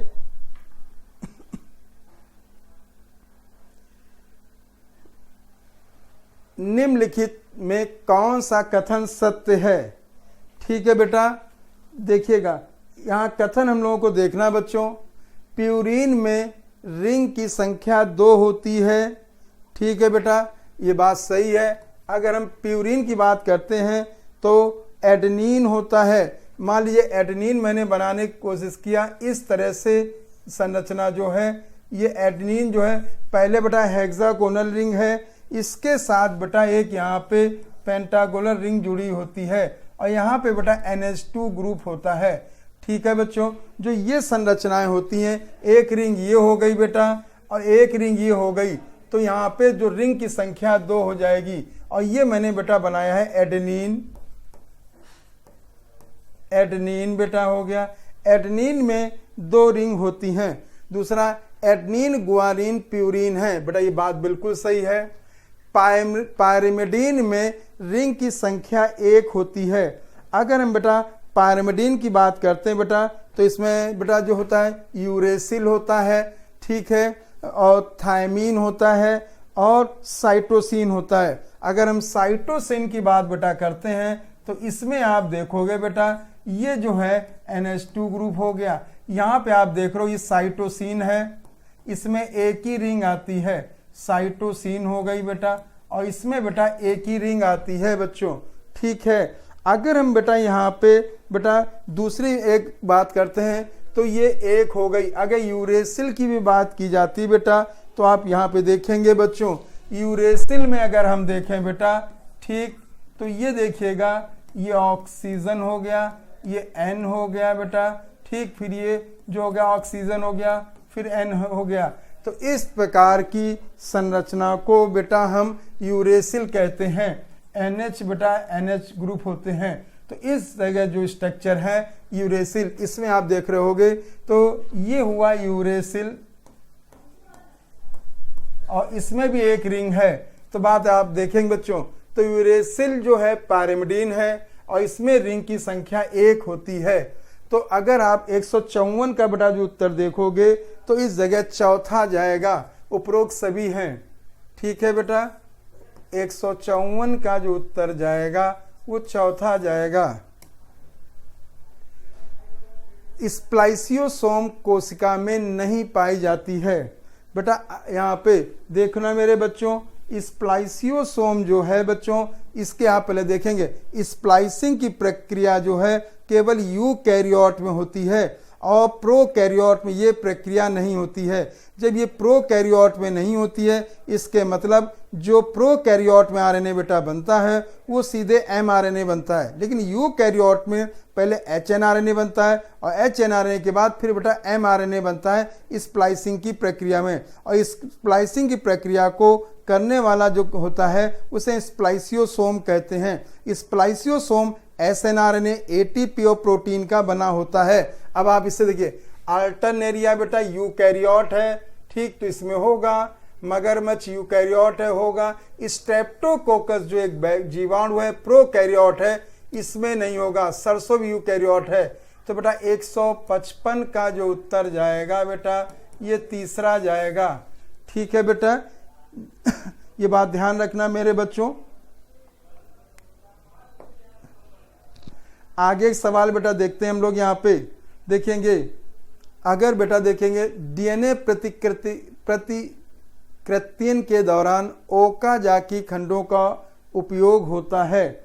अगर हम बेटा यहाँ पे बात करते हैं बेटा तो देखिएगा इस प्रकार से अगर हम डीएनए की बात करते हैं, पेरेंटल स्ट्रैंड है, ठीक है बेटा, और यहाँ पे बेटा जो होता है ये जो है ये असतत होता है, सतत होता है, मतलब बिना टुकड़ों के होता है। और यहाँ पे जो होता है ये जो होगा ये जो फ्रेगमेंट पे होता है, इन्हीं को बेटा हम ओकाजाकी कहते हैं। ये डायरेक्शन 5 to 3 होगी बच्चों, ठीक है, और ये होगा जो 3 to 5 प्राइम होगा, ये जो होगा 3 to 5 प्राइम होगा, और ये जो फॉर्मेशन है 5 to 3 5 to 3 5 to 3, ठीक है बेटा। और इसमें अगर हम लोग बेटा देखेंगे तो असतत स्ट्रैंड को लंबा करने के लिए प्रतिकेंद्र द्विशाख की ओर नहीं बेटा, ठीक है। दूसरा, सतत स्ट्रैंड को लंबा करने के लिए प्रतिकेंद्र, ये सतत है ये असतत है बेटा, ये भी नहीं होगा। असतत स्ट्रैंड को लंबा करने के लिए प्रतिकेंद्र द्विशाख से दूर, बेटा ये देखिए द्विशाख से दूर जा रहा, इन्हीं को बेटा हम ओकाजाकी खंड कहते हैं। ओका जापानी साइंटिस्ट थे, ओकाजाकी खंड कहते हैं, ठीक बेटा। ये लीडिंग है और ये लैगिंग स्ट्रैंड होता है। तो इस जगह बेटा उत्तर जो जाएगा 156 का उत्तर जो जाएगा वो तीसरा जाएगा, ठीक है बेटा। 156 का जो उत्तर रहेगा वो तीसरा रहेगा, जिसे हम बेटा जो है इसे कहेंगे सतत संश्लेषण। ये हो गया सतत संश्लेषण, लीडिंग पे सतत संश्लेषण, और ये जो हो गया असतत संश्लेषण हो गया, जो लैगिंग स्ट्रैंड पे होता है, असतत संश्लेषण।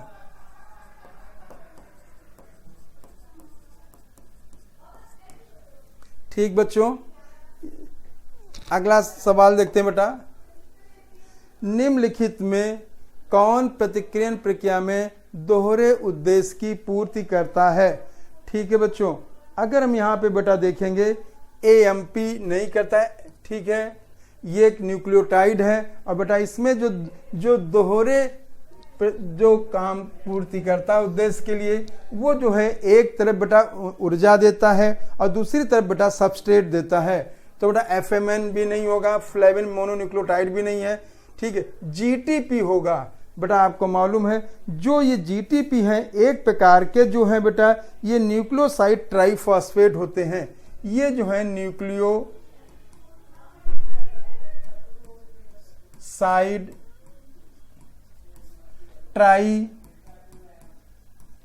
ट्राइफॉस्फेट होते हैं। अब न्यूक्लियोसाइड ट्राइफॉस्फेट हुए बच्चों, तो एक तरफ बेटा इन्होंने 2 फॉस्फेट को रिलीज करके ऊर्जा दी है और जो यूनिट बची है न्यूक्लियोटाइड वो बेटा सबस्ट्रेट का काम करता है।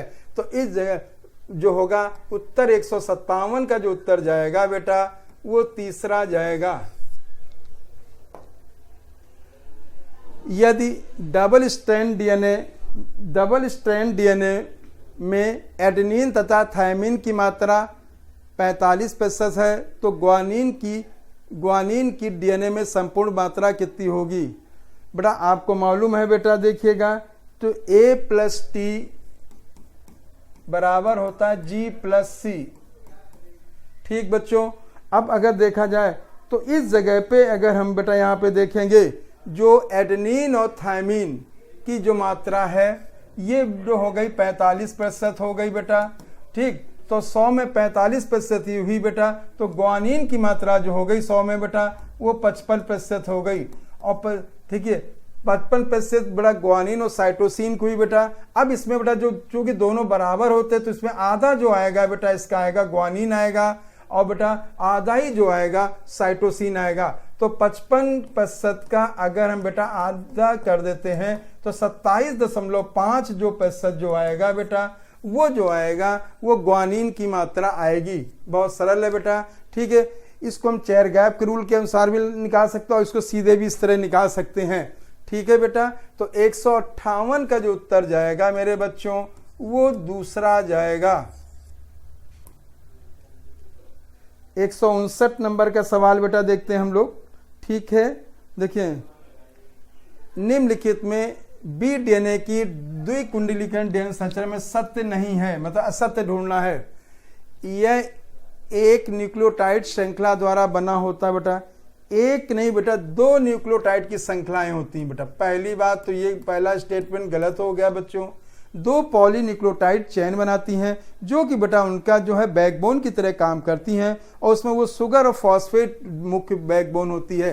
अंदर की ओर जो है बेस शुगर होती है और बेस टू बेस जो हाइड्रोजन बॉन्ड मेरे बच्चों बनाते हैं।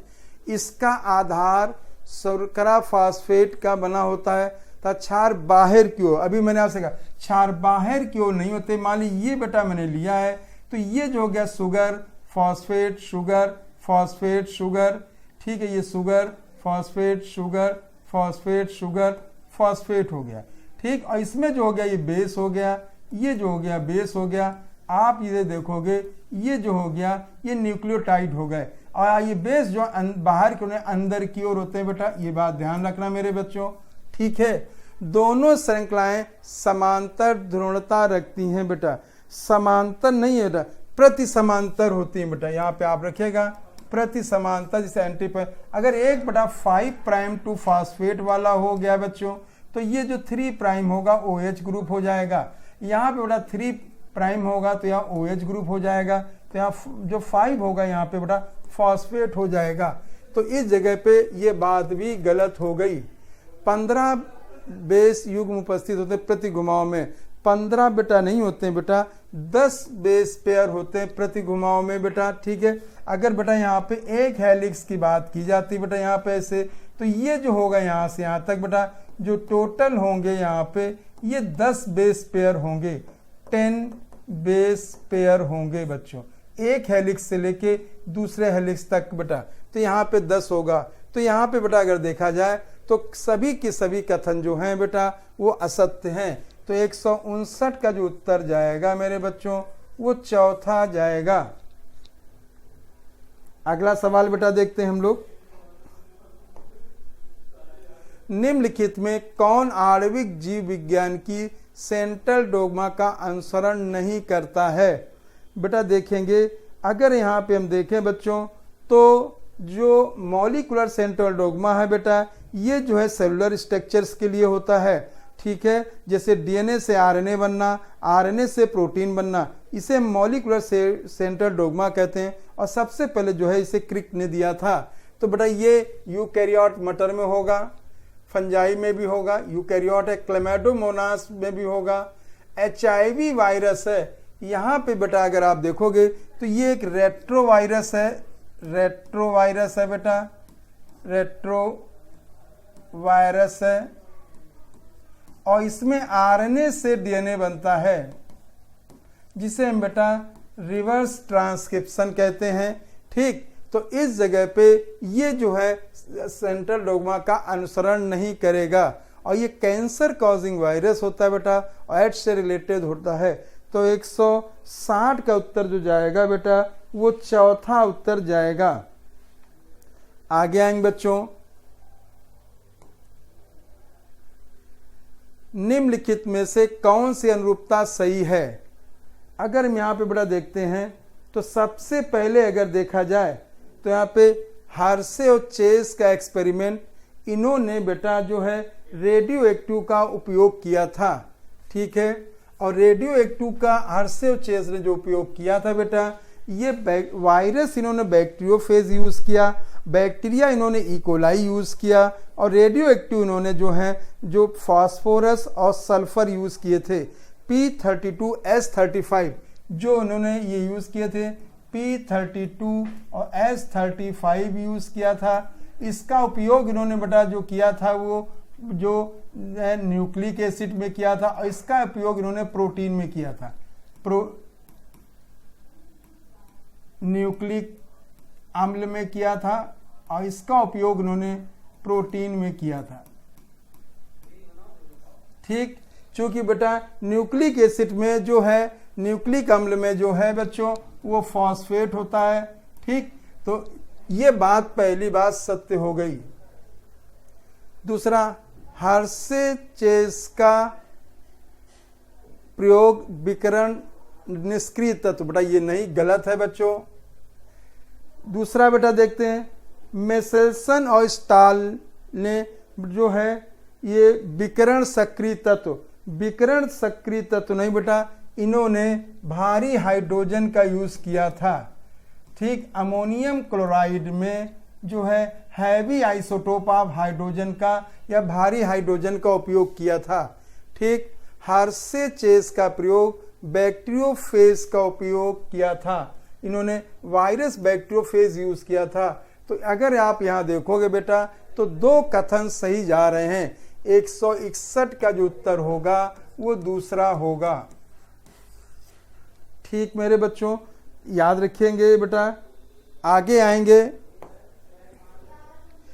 162 नंबर का सवाल बेटा देखते हैं। यहाँ पे सैटेलाइट डीएनए महत्वपूर्ण होता है। अगर सैटेलाइट डीएनए की बात की जाती है, किसी प्रोटीन को कोड नहीं करता और जनसंख्या के समान होता, बिल्कुल नहीं बेटा।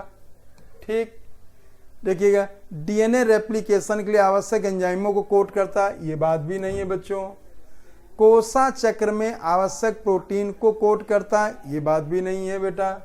ठीक, जनसंख्या में उच्च श्रेणी की बहुरूपता दिखाता है और समान श्रेणी की बहुरूपता एक व्यक्ति में दिखाता है जो माता पिता से बच्चों में वंशानुगत होती है। ठीक है, तो ये बात बिल्कुल सही है बच्चों। जो बेटा सैटेलाइट जो होता है ये सेकेंडरी कॉन्ट्रैक्शन के बाद बनता है बेटा। ठीक, प्राइमरी कॉन्ट्रैक्शन में सेंट्रोमियर पाया जाता है और द्वितीयक जो होता है संकीर्णता है सेकेंडरी को, वहाँ पे सैटेलाइट जो होता है क्रोमोसोम का भाग होता है। ठीक है, उसमें डीएनए जो होता है वो सैटेलाइट डीएनए होगा। तो 162 का जो उत्तर जाएगा बेटा वो चौथा जाएगा। निम्नलिखित में से बी डीएनए के संदर्भ में कौन सी अनुरूपता सही है? अगर हम बेटा देखते हैं, कुंडली का व्यास 34 एंगस्ट्रॉम दिया गया है, तो 34 एंगस्ट्रॉम नहीं होता है बेटा, ये 20 एंगस्ट्रॉम होता है। ठीक, लगातार दो क्षार युग्मों के बीच की दूरी जो है बेटा 34 एंगस्ट्रॉम ना होके बेटा ये 3.4 एंगस्ट्रॉम होती है। दो पूर्ण मोड़ के बीच की दूरी के बीच जो दूरी होती है वो जो होती बेटा वो 34 एंगस्ट्रॉम होती है। ठीक, तो ये बात गलत है। कुंडली का व्यास 20 एंगस्ट्रॉम होता है बेटा। 163 का जो उत्तर जाएगा वो चौथा उत्तर जाएगा। 164 नंबर का सवाल बेटा हम लोग देखते हैं बेटा कि क्या है।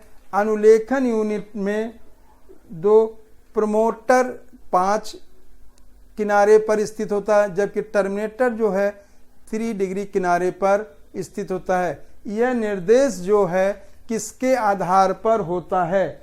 अगर हम बेटा इसको देखते हैं बच्चों, तो जो किसी भी उसकी जो ध्रुवता जो दिखाई जाती है वो कोडिंग स्ट्रैंड के आधार पे दिखाई जाती है, और जो कोडिंग स्ट्रैंड है बेटा उसी को बेटा पैमाना मान के दिखाया जाता है। मान लीजिए बेटा ये हमने डीएनए दिखाया है बच्चों, ठीक है, और डीएनए में आपको मालूम है ये प्रमोटर हो गया। ठीक, ये प्रमोटर होता है, प्रमोटर, ठीक, जिसे, और ये बेटा जो होता है टर्मिनेटर हो गया, टर्मिनेटर हो गया। और ये स्ट्रक्चरल जीन्स होते हैं मेरे बच्चों, और इनमें जो अगर हम देखा है ये 3 प्राइम टू 5 प्राइम हो गया, तो ये 5 प्राइम टू 3 प्राइम हो जाएगा। और जो ये जो है जिस पे आरएनए बनता है उसे टेम्पलेट स्ट्रैंड कहते हैं। ठीक, ये टेम्पलेट स्ट्रैंड हो गया, और ये कोडिंग स्ट्रैंड हो गया। ये टेम्पलेट स्ट्रैंड हो गया, टेम्पलेट स्ट्रैंड, और जो ये हो जाएगा कोडिंग स्ट्रैंड। ठीक बच्चों, कोडिंग स्ट्रैंड हो जाएगा। अब आप देख सकते हो बच्चों, तो जो ये प्रमोटर और टर्मिनेटर की जो पोजीशन दिखाई जाएगी वो कोडिंग स्ट्रैंड की पोलैरिटी के आधार पे दिखाई जाएगी। तो यहाँ पे जो प्रमोटर हो गया 5 प्राइम टू जो कोडिंग स्ट्रैंड, और जो टर्मिनेटर हो जाएगा वो 3 प्राइम टू कोडिंग स्ट्रैंड हो जाएगा। तो इस जगह पे जो उत्तर जाएगा बेटा 164 का जो उत्तर जाएगा वो तीसरा उत्तर जाएगा।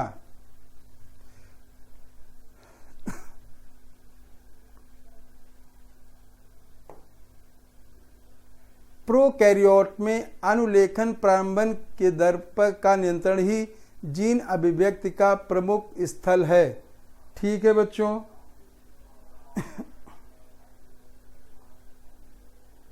ये बड़ा सही है।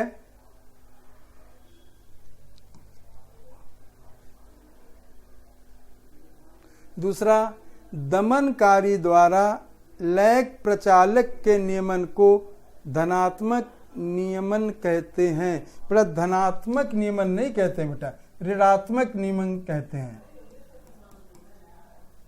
ऋणात्मक कहते हैं बेटा।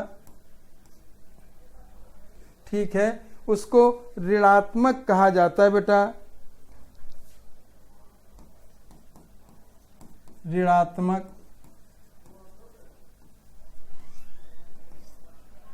ऋणात्मक कहा जाता है बेटा। ठीक है,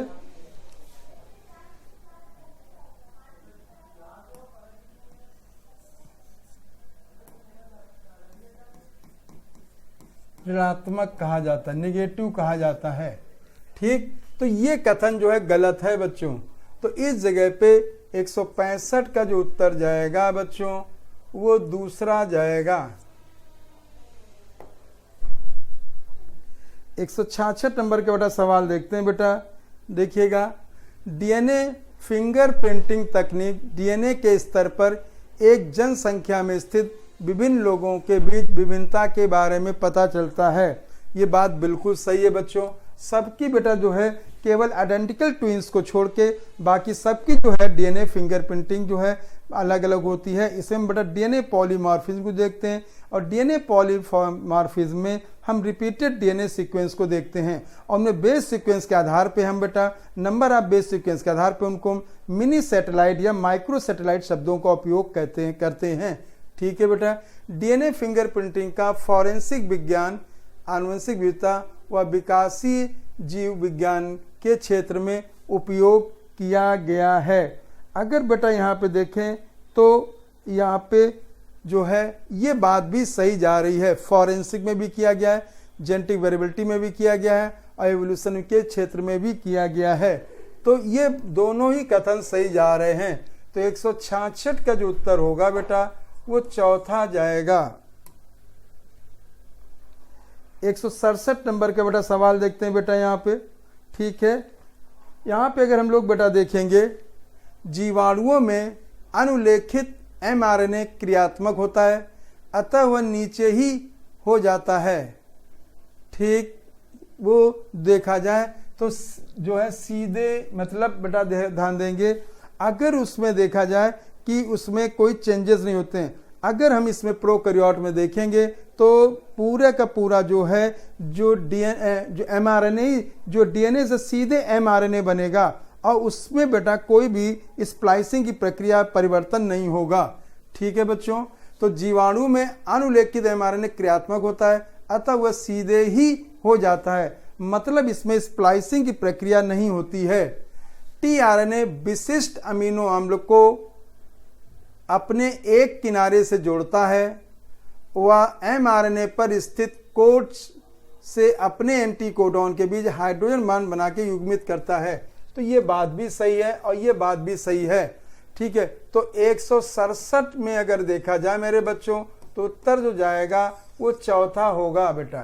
ठीक है बेटा, ध्यान रखना, प्रोकैरियोट में जो है स्प्लाइसिंग की प्रक्रिया नहीं होती है और यूकैरियोट में स्प्लाइसिंग की प्रक्रिया होती है। इसमें प्रोकैरियोट में सीधे ही बेटा DNA से mRNA बन जाता है और वो जो है mRNA पे प्रोटीन का निर्माण होता है, लेकिन यूकैरियोट में DNA से पहले HNRNA बनता है, HNRNA से जो mRNA बनता है उसके लिए स्प्लाइसिंग की प्रक्रिया होती है, जिसमें बेटा HNRNA के 5 प्राइम पे जो है कैपिंग होती है और 3 प्राइम पे जो टेलिंग होती है। ये बेटा जो है इसको स्टेबिलिटी प्रोवाइड कराते हैं, जिससे कि उस पर कोई न्यूक्लियस या इसको तोड़ने वाले एंजाइम का कोई कार्य ना हो। ठीक है बच्चों, तो इस जगह पे जो है 167 का जो उत्तर जाएगा बेटा वो चौथा जाएगा।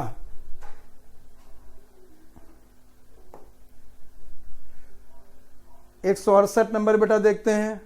VNTR अनुषंगी जो है, ठीक, यहाँ पे DNA की श्रेणी से संबंधित है, इसलिए इसे लघु अनुषंगी के रूप में उल्लेखित किया गया है।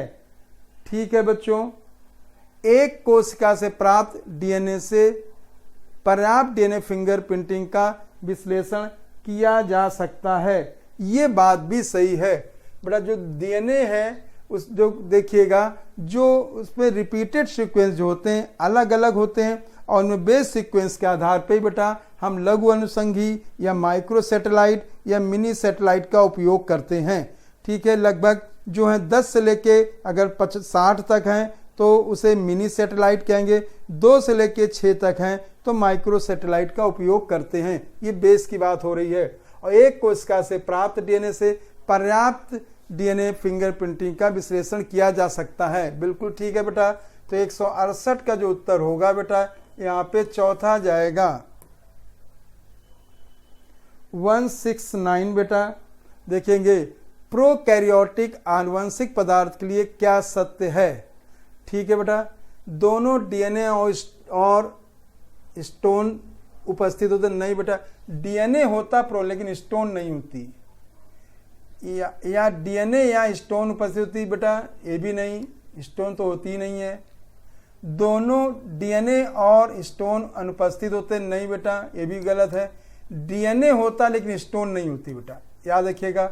169 का उत्तर जो जाएगा चौथा। बच्चों एक बात ध्यान रखना, प्रोकैरियोट में DNA होगा, RNA होगा, बेसिक प्रोटीन और होंगी, लेकिन हिस्टोन बेसिक नहीं होगी। बात दोबारा सुन लो, basic protein other basic protein होंगी लेकिन हिस्टोन बेसिक नहीं होगी।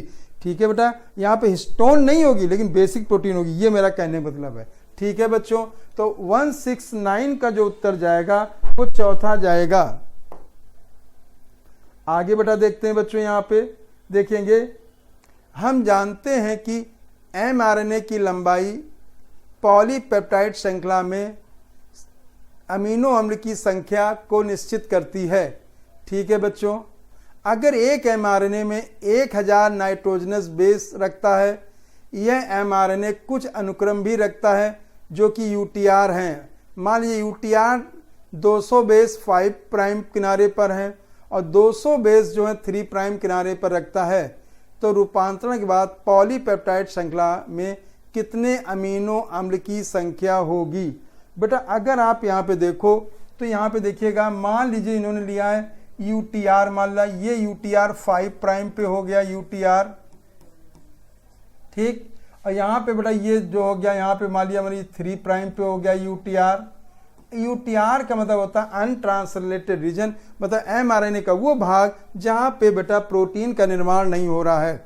यहाँ पे इन्होंने बेटा 200 बेस पे लिए हैं, ठीक है, 200 ले लिए बेटा, यहाँ पे देखिए 200 बेस, यहाँ पे भी इन्होंने 200 बेस ले लिए हैं बच्चों। ठीक है, तो अब बेटा टोटल जो बचे हैं 600 बेसेस बचे हैं। ठीक है बेटा, और अगर हम यहाँ पे बात करते हैं 600 बेसेस हो गए, यहाँ पे जो होंगे 600 बेस हो गए बेटा, बेस हो गए। अब 600 में आपको मालूम बेटा जो एक ट्रिपलेट जो है बेटा वो जो है एक अमीनो एसिड को कोट करेगा। तो इस हिसाब से अगर आप देखेंगे यहाँ पे तो टोटल जो हो जाएंगे बेटा, जो देखा जाए तो 200 को करेगा। अब 200 में एक बात ध्यान रखिएगा, एक कोडान जो होता है वो बेटा जो होता है जो किसी अमीनो एसिड को कोड नहीं करते, जिनको स्टॉप कोडॉन कहते हैं। मान लीजिए यहाँ पे बेटा UAA है या UAG है या UGA है, बच्चों ध्यान देना, तो ये स्टॉप कोडॉन है, तो ये किसी अमीनो एसिड को कोड नहीं करेंगे, बच्चों ध्यान रखिएगा। तो आप अगर देखा जाए बेटा यहाँ पे तो जो 600 बेस हैं बेटा उसमें से 3 बेस वाला ये एक कोडॉन कम हो जाएगा। तो अब अगर आप देखोगे तो जब एक कोडॉन कम हो गया तो यहाँ पे जो हो जाएंगे बेटा वो टोटल जो हो जाएंगे वो 500 जो हो जाएंगे 97 बेसेस होंगे, और वो जो है कोड करेंगे बेटा 199 अमीनो एसिड को कोड करेंगे। अगर आप 3 से डिवाइड करेंगे तो 199 अमीनो एसिड को ये कोड करेंगे।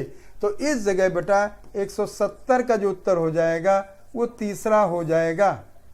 ठीक है बच्चों, दोबारा देखो, देखिए यूटीआर में 200 हो गए, 5 प्राइम की ओर 200 यूटीआर हो गए, 3 प्राइम की ओर 200 यूटीआर हो गए, टोटल 400 कम हो गए। ये तो अनट्रांसलेटेड रीजन हो गए, बचे 600 में बेटा एक जो ट्रिपलेट बेस होगा वो स्टॉप कोडॉन हो गया, उसको भी कम कर दिया। तो बच्चे बेटा जितने बचेंगे उनमें 3 को डिवाइड करेंगे, क्योंकि ट्रिपलेट बेस जो है एक कोडॉन को, एक अमीनो एसिड को और एक बेटा कोडॉन को रिप्रेजेंट करता है। इस हिसाब से अगर हम देखेंगे बेटा तो जो 199 अमीनो एसिड को बेटा वो है वो कोड करेगा।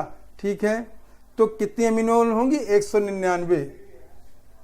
आगे बेटा देखते हैं, अनट्रांसलेटेड क्षेत्र उपस्थित होता है। बेटा देखिएगा बेटा, अभी हमने आपसे बेटा देखा है कि अनट्रांसलेटेड रीजन जो है बेटा ये बेटा जो हो गया ट्रांसलेटेड रीजन हो गया, ये अनट्रांसलेटेड रीजन हो गया, ये भी अनट्रांसलेटेड रीजन हो गया, ये 5 प्राइम हो गया, ये जो हो गया 3 प्राइम हो गया। इस हिसाब से देखा जाए अगर ये जो होगा ये हो गया और ये जो हो गया UA है।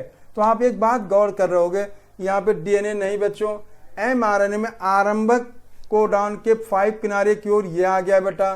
ठीक, mRNA में रोकने वाले कोडॉन के 3 किनारे पे ये बेटा आ गया। तो बेटा अगर यहाँ पे देखते हो बच्चों तो 171 का जो उत्तर जाएगा वो चौथा मेरे बच्चों जाएगा। 172 नंबर का सवाल बेटा देखते हैं यहाँ पे। ठीक है, आज हम जानते हैं कि DNA आनुवंशिक पदार्थ है। निम्नलिखित में से कौन से वैज्ञानिक हैं जो आनुवंशिक पदार्थ की खोज में सम्मिलित रहे।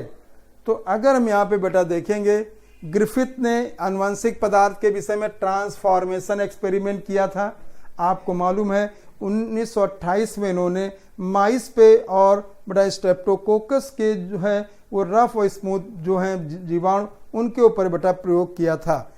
ठीक, दूसरा बेटा अगर हम शेरमार्क की बात करते हैं तो इन्होंने बेटा जो है मेंडल के नियमों की पुनर्खोज में सहयोग किया था। ठीक, आगे बेटा आते हैं मैक्लियोड थे बेटा। ठीक है, मैक्लियोड और ठीक इन्होंने बेटा किया था, और इन्होंने जो है ग्रिफिथ के ही प्रयोगों को पुनरावृत्त की थी। ठीक है बेटा। और हार्से ने भी क्या, हार्से और चेस ने भी बेटा किया था। ठीक, आपको यहाँ पे तो ए भी सही है, ठीक, सी भी सही है। और अगर हम लोग बेटा यहाँ पे देखेंगे, हार्से ने भी किया था।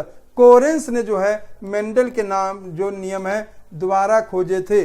तो शेरमार्क, कोरेंस, ह्यूगो डिवरीज, इन्होंने जो है मेंडल्स के नियमों को 1900 में दोबारा बेटा देखा था और अलग अलग पौधों पे काम किया था। ग्रिफिथ, एवरी, मैक्लियोड, मैककार्थी थे, इनके साथ इन्होंने बेटा जो है ग्रिफिथ के एक्सपेरिमेंट को रिपीट किया था। और हार्से और चेस ने फाइनली ये बताया था रेडियो एक्टिव का उपयोग करके कि डीएनए ही जेनेटिक मटेरियल है। ठीक है बेटा। हार्से चेस ने जो एक्सपेरिमेंट किया था उसे ब्लेंडिंग एक्सपेरिमेंट कहते हैं। ठीक है। और इन्होंने जो वायरस यूज किया था, बैक्टीरियोफेज यूज किया था बेटा। ठीक है। और जो बैक्टीरिया यूज किया था वो ई कोलाई यूज किया था। ठीक है बेटा। तो इस जगह पे जो जाएगा 172 का जो उत्तर जाएगा, 172 का उत्तर जाएगा वो दूसरा जाएगा 172। अगला बेटा सवाल हम लोग देखते हैं बेटा यहाँ पे 173 नंबर का। ठीक है। देखिएगा 174 बेटा एक ये बैक्टीरियोफेज जीवाणु है बेटा। ठीक है, बैक्टीरियो वायरस है, सॉरी बेटा। ये 174 एक बैक्टीरियोफेज है जो बैक्टीरिया के ऊपर पैरासाइट होता है। इसकी खास बात बेटा ये है, इसमें सिंगल स्ट्रैंडेड डीएनए होता है। ठीक है बच्चों। तो एक प्रकार का ये विषाणु है जिसे हम बैक्टीरियोफेज कहते हैं। एक प्रकार का संक्रामक कारक है। ठीक है बच्चों। एक प्रकार का रेट्रोवायरस नहीं है बेटा। रेट्रोवायरस में आरएनए होता है और बेटा ये सिंगल सेल प्रोटीन भी नहीं है। ठीक। तो इस जगह पे जो उत्तर जाएगा 173 का पहला जाएगा। 173 का जो उत्तर होगा वो पहला जाएगा। और इसमें जो बेसेस होते हैं, ठीक, 5386 बेसेस होते हैं और वो बेटा बेस पेयर नहीं होते क्योंकि सिंगल स्ट्रैंडेड इसमें डीएनए पाया जाता है। ठीक। 174 नंबर के बेटा देखते हैं, निम्नलिखित में कौन सा कथन सही है? सीजियम क्लोराइड मेसेसन और स्टाल के प्रयोग में इस्तेमाल हुआ था। बेटा ये जो है, जो इसका उपयोग जो है सेंट्रीफ्यूगेशन के लिए उपयोग किया गया सीजियम क्लोराइड। और इसमें हैवी आइसोटोप जो लिया गया था हाइड्रोजन का, वो अमोनियम क्लोराइड लिया गया था। ठीक बेटा। अमोनियम क्लोराइड ग्रिफिथ के ने इस्तेमाल किया था? नहीं बेटा। हार्से चेस में अमोनियम क्लोराइड यूज नहीं हुआ था। रेडियो आइसोटोप ग्रिफिथ के प्रयोग में इस्तेमाल नहीं हुआ था। ठीक। जो ग्रिफिथ के एक्सपेरिमेंट था बेटा, इन्होंने इसमें जो है बैक्टीरिया यूज किया था वो बेटा न्यूमोकोकस या स्ट्रेप्टोकोकस यूज किया था और माइस का यूज किया था। और उसमें जो है एस स्ट्रेन और आर स्ट्रेन के थे। ठीक। और इससे ये भी नहीं पता लगा पाए थे कि जेनेटिक मटेरियल का केमिकल नेचर क्या है। तो 174 का जो उत्तर जाएगा बेटा यहाँ पे पहला जाएगा। ये बेटा चित्र है, यहाँ मैं बच्चों देखना है। दिए गए चित्र के लिए गलत विकल्प का चयन करें। ठीक है। अगर हम यहाँ पे देखते हैं, ए आरंभन है, इनिशिएशन कहेंगे, आरंभन है। बी जो होता है दीर्घीकरण है बेटा।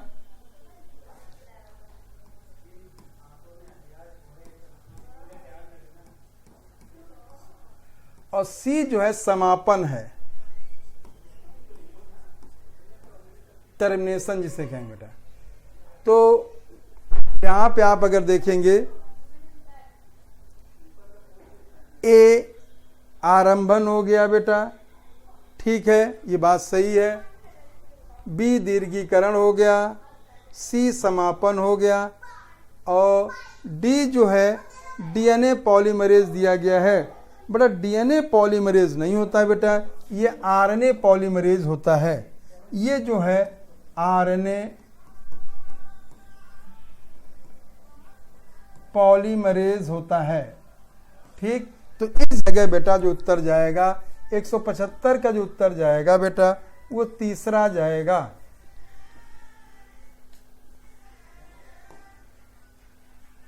दिए गए चित्र के लिए सही विकल्प का चयन करें बेटा, इसे आप याद कर लेगा। जो यहाँ पे UCA है, अगर इसकी बात की जाए तो इसका कोडॉन AGU हो जाएगा, और AGU के लिए जो बेटा होती है अमीनो एसिड वो सेरीन होती है। ठीक बेटा, अगर मैं यहाँ पे AUG है तो इसका जो कोडॉन हो जाएगा वो हो जाएगा UAC है, ये हो जाएगा UAC हो जाएगा, और इसके लिए बेटा हो जाएगा टायरोसिन, टायरोसिन हो जाएगा। ठीक बच्चों, अब ये बड़ा जरूरी याद रखिएगा बेटा, एक बात ध्यान दो, इस जगह पे AUG एंटी कोडॉन है, और जब देखिए जब AUG tRNA पे होगा तो एंटी कोडॉन होगा, जब ये mRNA पे होगा बेटा तो ये कोडॉन होगा। अब हमें अपने आंसर को इससे मिलाना है बेटा। ठीक है, अगर हम यहाँ पे देखेंगे, देखिएगा CAGG गलत बेटा। ठीक, DUAG UAC गलत है। A फिनाइलएलेनिन नहीं बेटा, सेरीन होगा। B टायरोसिन, ये बात सही है। तो 176 का जो उत्तर बेटा जाएगा वो चौथा जाएगा। इंपॉर्टेंट बेटा, इसको जरूर याद कर लेना मेरे बच्चों। 177 नंबर के बेटा सवाल देखते हैं बेटा हम यहाँ पे। ठीक, और यहाँ पे बेटा देखेंगे DNA आनुवंशिक पदार्थ है, इसके बारे में स्पष्ट प्रमाण किसके प्रयोगों से प्राप्त हुआ। ठीक है बेटा, देखिएगा, तो अगर हम यहाँ पे देखें DNA आनुवंशिक पदार्थ, तो इसका स्पष्ट प्रमाण जो मिला था बेटा वो हर्शे और चेस के एक्सपेरिमेंट से प्राप्त हुआ था।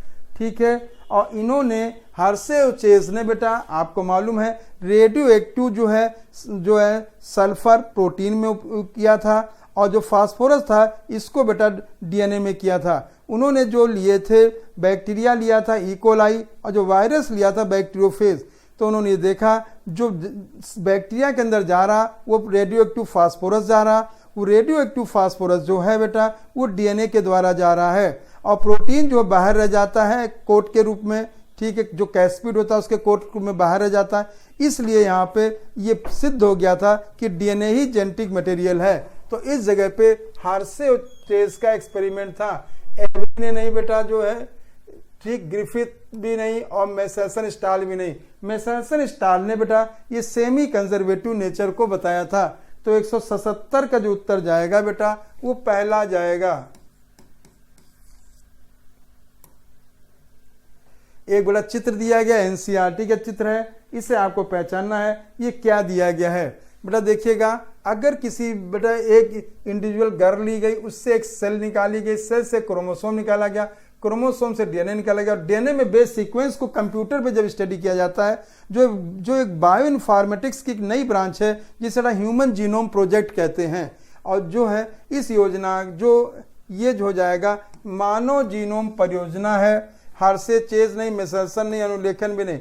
और आपको मालूम है जो ह्यूमन जीनोम प्रोजेक्ट जो है बेटा एक जो है ये जो है एक मेगा प्रोजेक्ट है। मेगा प्रोजेक्ट बेटा उसको कहा जाता है जिसके लिए बहुत ज़्यादा समय लगता है और बहुत ज़्यादा पैसा खर्च होता है। ठीक है, तो ये जो है जो ह्यूमन जीनोम प्रोजेक्ट की शुरुआत जो है 1909 में जो है अमेरिका की एनर्जी और हेल्थ के जो डिपार्टमेंट थे उन्होंने इसकी शुरुआत की थी।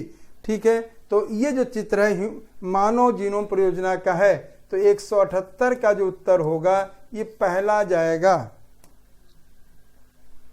बेटा मैचिंग का सवाल आ गया है बेटा, यहाँ पे मैचिंग के सवाल हम लोग बेटा देखते हैं। बेटा यहाँ पे क्या होगा, देखिएगा आई जीन जो है ये इनहिबिटर का काम करती तो अवमंदक हो जाएगा।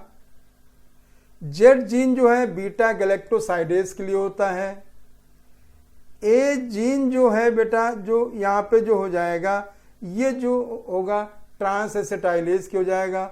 वाई जीन जो है ये परमिएज के लिए हो जाएगा। ठीक है बच्चों, मतलब बेटा ध्यान रखिएगा बीटा गैलेक्टोसाइड जो इस जगह पे जो 179 का जो उत्तर जाएगा बेटा यहाँ पे ये तीसरा जाएगा। 1793 उत्तर होगा बेटा।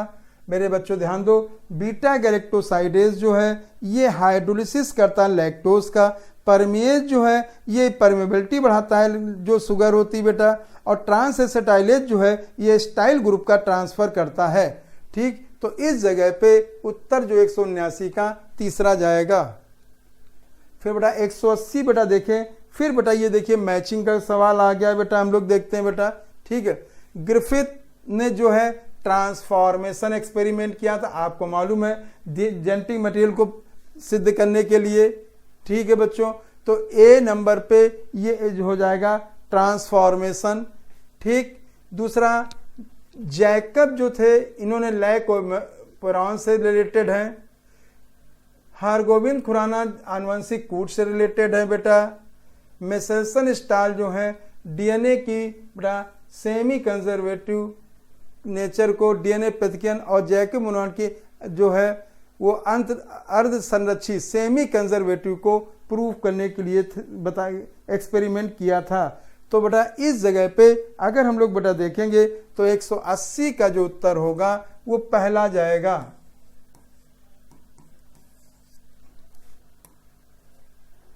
फिर बच्चों यहाँ पे देखा जाए, फिर मैचिंग का सवाल आ गया है बेटा। अगर हम यहाँ पे मैचिंग के सवाल को फिर देखते हैं बेटा, देखेंगे, देखिए हिस्टोन जो है धनात्मक आवेशित होता है, बिल्कुल सही बात है। ठीक, न्यूक्लियोसोम हिस्टोन का ऑक्टामर है, चारों तरफ डीएनए लिपटा होता है। यू क्रोमेटिन जो है ये ढीला बंधा हुआ क्रोमेटिन है। हेट्रोक्रोमेटिन जो है बेटा ये जो है डेंस होता है बच्चों। ठीक, तो अगर हम यहाँ पे बेटा देखेंगे तो हिस्टोन जो है धनात्मक आवेशित हो गया, न्यूक्लियोसोम ऑक्टामर हो गया। ठीक, और अगर यू क्रोमेटिन जो है ये जो होता है ढीला बंधा हुआ क्रोमेटिन है जिसमें रेप्लिकेशन होता है। ठीक, और हेट्रोक्रोमेटिन जो है ये सघन रूप से भरा हुआ क्रोमेटिन होता है। तो इस जगह पे 181 का जो उत्तर जाएगा चौथा जाएगा। ठीक है बच्चों, अगला सवाल देखते हैं। वैज्ञानिकों ने बड़ा ये याद करने वाला है, मानव में लगभग ये आप देखेंगे जो है 1.4 मिलियन जो होगा 1.4 मिलियन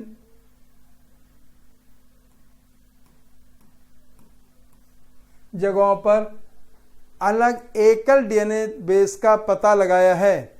तो इसमें आप रिक्त स्थान की पूर्ति करें बच्चों। तो इस जगह पे बेटा 182 का जो उत्तर हो जाएगा वो दूसरा होगा। इसे बेटा आप लोग याद कर लेंगे।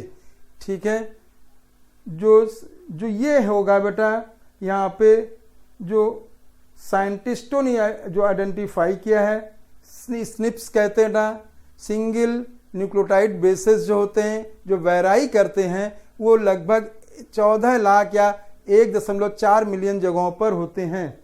ठीक है, तो 182 का जो उत्तर जाएगा दूसरा जाएगा। 10 ई कोलाई कोशिकाएं N15 डबल स्ट्रैंड डीएनए के साथ N14 न्यूक्लियोटाइड रखने वाले माध्यम में इंक्यूबेटेड होती हैं। 60 मिनट के बाद डीएनए जो है मिनट के बाद कितनी कोशिका का डीएनए N15 से पूरी तरह मुक्त होगा। बेटा अगर हम आप बेटा देखेंगे तो ई कोलाई में जो है वो रेप्लिकेशन 20 मिनट में होता है। बेटा आपको मालूम ही है ई कोलाई जो है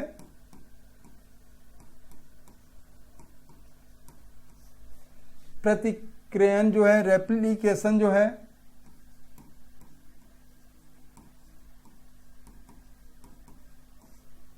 वो 20 मिनट में होता है। ठीक, तो इसके मतलब हुआ बेटा कि अगर हम जो 60 मिनट में इसमें 3 बार रेप्लिकेशन होगा। ठीक, 60 मिनट में 3 बार रेप्लिकेशन होगा, 3 बार रेप्लिकेशन होगा मतलब प्रतिक्रियन होगा। तो अब आप बच्चों समझ गए होंगे। तो एक अगर ई कोलाई है, ठीक, तो एक ई कोलाई से बेटा एक ई कोलाई है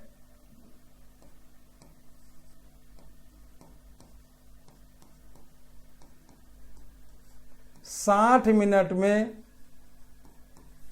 8 ई कोलाई बनेंगे।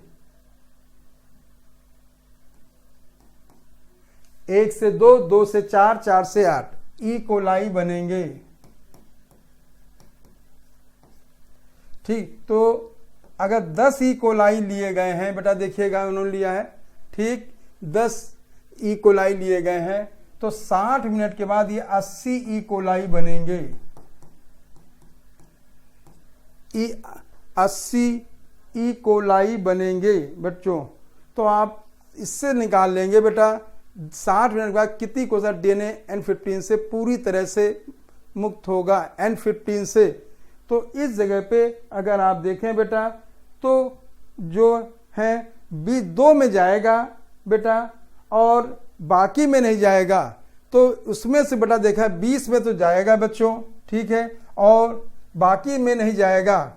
ठीक, तो इस जगह पे जो होगा उत्तर जो जाएगा 183 का जो उत्तर जाएगा वो दूसरा जाएगा। चूंकि बेटा आपको मालूम है 8 में से 2 कोशिकाओं में ही हाइब्रिड होगा, ठीक है, और 8 में से बेटा जो हाइब्रिड बनेगी वो 2 होंगी। तो 80 में से बेटा जो होंगी बेटा वो 20 हाइब्रिड बनेंगी। ये 2 हाइब्रिड हो गई, तो ये 20 हाइब्रिड हो गई बेटा। अब बताइए, तो 60 में 20 अगर हाइब्रिड है तो नॉर्मल बेटा कितनी बची, 60। तो इस जगह पे 183 का जो उत्तर जाएगा बेटा वो दूसरा जाएगा। ठीक है बेटा, याद रखेंगे बेटा। देखिएगा, देखो जब कभी भी जो हाइब्रिड बनाए तो पहली जनरेशन में 100% हाइब्रिड होती हैं, दूसरी जनरेशन में जो है 50% हाइब्रिड होती हैं, तीसरी जनरेशन में बेटा जो हो जाती है बेटा और जो है उनकी 25% हो जाएगी, बाकी हाइब्रिड होती हैं। तो उस हिसाब से बेटा निकालेंगे बेटा। तो इस जगह पे तो N15 जो जाएगा 60 कोशिकाओं में जाएगा। ठीक है बेटा, तो उत्तर 183 का दूसरा होगा। 184 बेटा देखेंगे, डीएनए रासायनिक रूप से कम सक्रिय और संरचनात्मक स्थायी होते हैं। हमें बेटा यहाँ पे गलत है, तो ये तो कथन सही है। और जो बेटा ये डीएनए जो है जो कम सक्रिय होने का कारण है, इसमें थायमिन का पाया जाना और बेटा जो है डीऑक्सीराइबोस शुगर का पाया जाना है।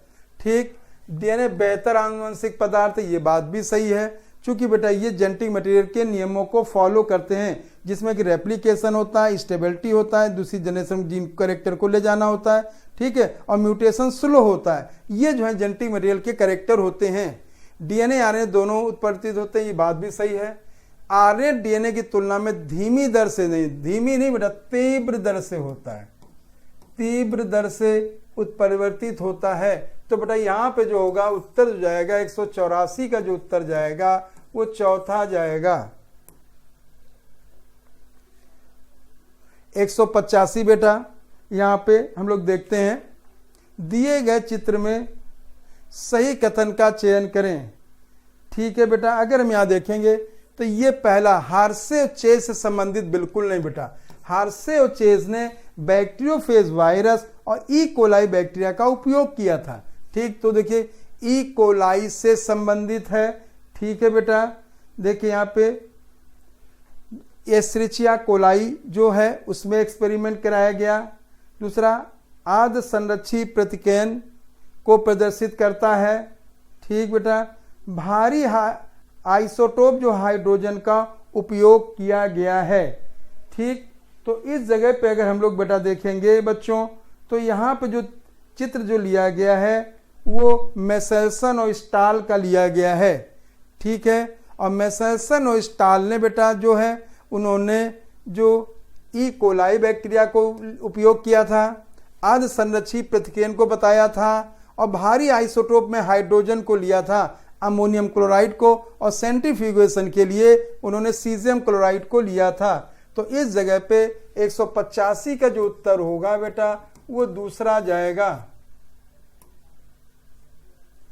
बेटा मैचिंग का सवाल आ रहा है बेटा, यहाँ पे देखेंगे, देखिएगा ह्यूमन जीनोम प्रोजेक्ट जो है ये सही बात है, मेगा प्रोजेक्ट है, मालूम है बहुत पैसा लगा और बहुत समय लगा, ठीक है, इसलिए मेगा प्रोजेक्ट है। 14 वर्ष या इससे अधिक समय लगा था। ह्यूमन जीनोम प्रोजेक्ट की शुरुआत 1990 में शुरुआत हुई थी बेटा, अक्टूबर में हुई थी बेटा। और डीएनए फिंगर प्रिंटिंग का रिलेशन एलेक्स जेफरी जो इंग्लैंड के जो है साइंटिस्ट थे। तो यहाँ पे देखा जाए सभी अनुरूपता सही है, तो 186 का जो उत्तर होगा वो चौथा जाएगा।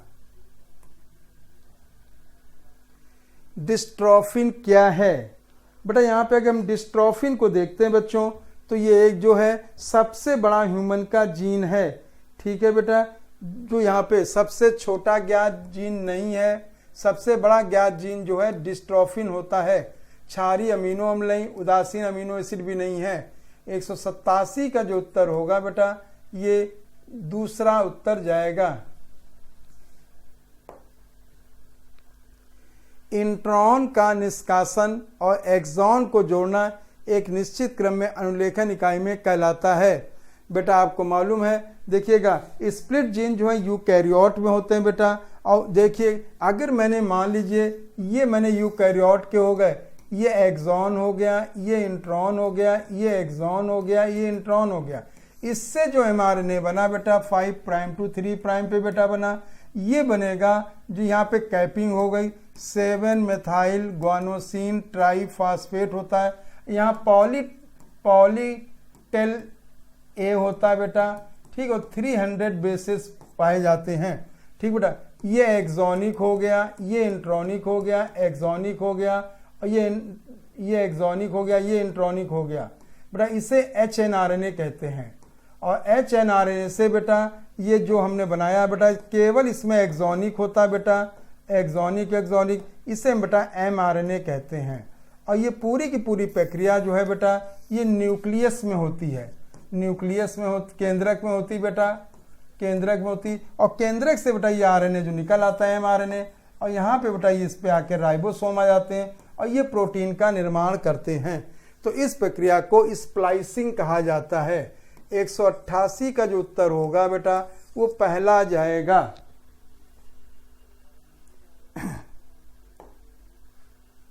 फिर बेटा मैचिंग का सवाल आ गया है, ठीक है बच्चों।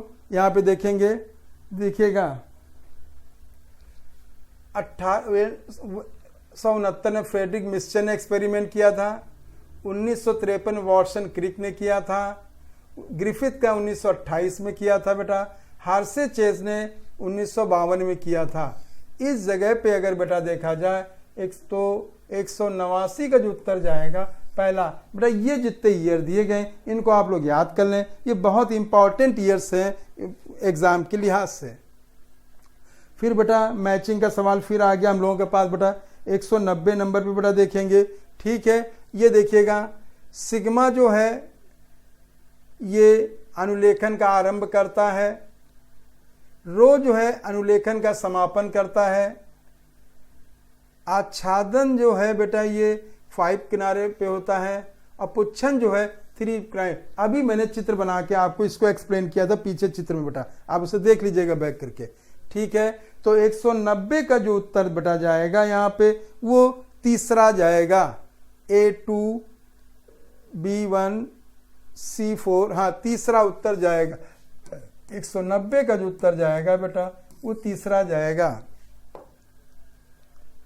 191 बेटा देखेंगे, आरएनए और इनके नाम के अनुसार सही अनुरूपता का चयन करें।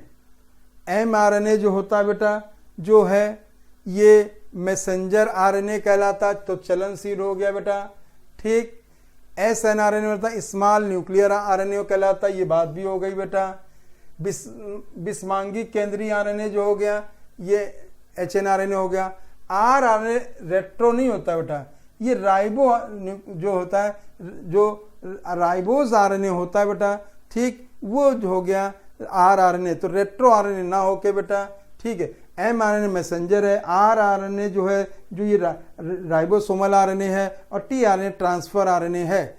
तो इस जगह पे ABC 199 का उत्तर जो जाएगा बेटा पहला जाएगा। 192 बेटा देखते हैं, यहाँ पे मैचिंग दी गई है, ठीक। सेवरोओकाहा एंजाइम जो होता है पॉलीन्यूक्लियोटाइड फॉस्फोराइलेज होता है बेटा, बिल्कुल सही है बेटा, बहुत इंपॉर्टेंट है। ठीक है। सिकल सेल एनीमिया जो है ग्लूटामिक एसिड जो वैलिन आती बीटा चैन में, ठीक है, पॉइंट म्यूटेशन होता है, जीन म्यूटेशन होता है। एयूजी दोहरा कार्य करता है, कोड भी करता है, इनिशिएशन भी करता है। टीआरएनए जो है ये जो है जो त्रिपतिया घास के जो है पत्ते की तरह होता है, ट्राई, तो ये बात भी सही है। अगर बेटा यहाँ पे इसकी बात किया टीआरएनए की तो 3D स्ट्रक्चर इन्वर्टेड एल के आकार का होता है। 2D स्ट्रक्चर त्रिपतिया घास के लिए होता है, क्लोवर लीफ की तरह होता है। ठीक, तो इस जगह पे 192 का जो उत्तर जाएगा वो पहला जाएगा। 193 बेटा, फिर मैचिंग का सवाल आ गया बेटा, और मैचिंग का सवाल हम लोग बेटा देखते हैं बेटा। यहाँ पे अगर देखेंगे, ठीक, प्रोटीएज जो होता है बेटा ये प्रोटीन को पाचन करता है बेटा।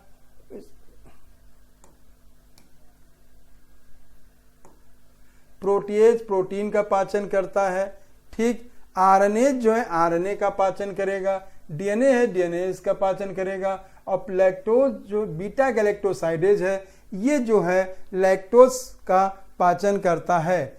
ठीक है, A2 है, तो बेटा इसका आंसर जो जाएगा वो सेकंड जाएगा। 193 का जो उत्तर जाएगा वो दूसरा जाएगा। फिर बेटा यहाँ पे मैचिंग का सवाल फिर आ गया मेरे बच्चों।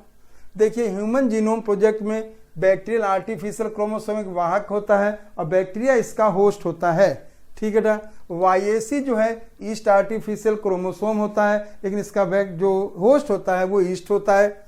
एरेडोप्सिस एक प्रकार का बेटा अगर देखा जाए तो ये कीट नहीं होता है बेटा, एक प्रकार का जो है प्लांट होता है या फसल होती है, पौधा, तो ये प्लांट हो जाएगा, पौधा हो जाएगा बेटा।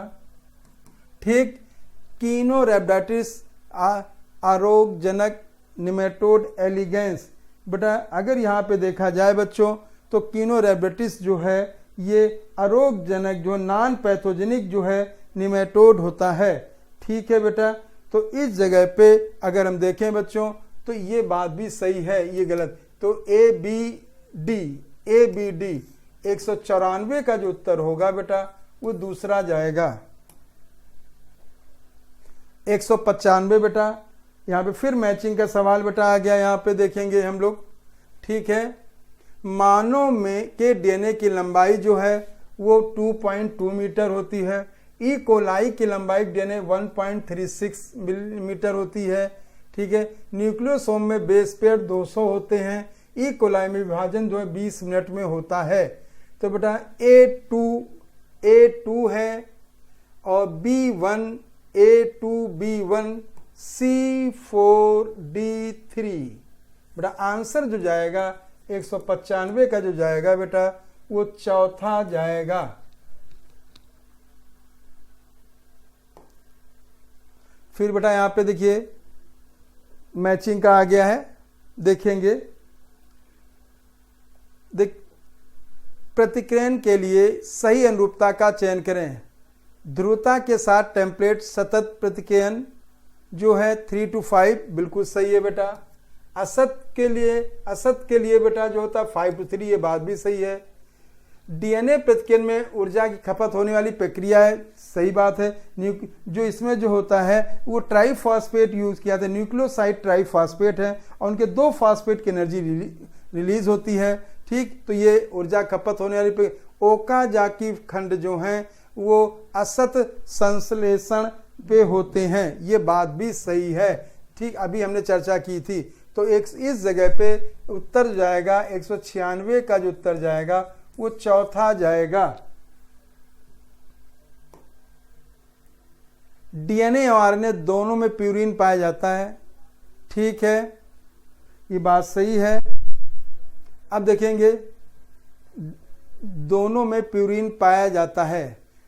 ठीक, साइटोसिन और थायमिन, बेटा प्यूरिन बेटा आपको मालूम एडेनिन और गुआनिन होते हैं।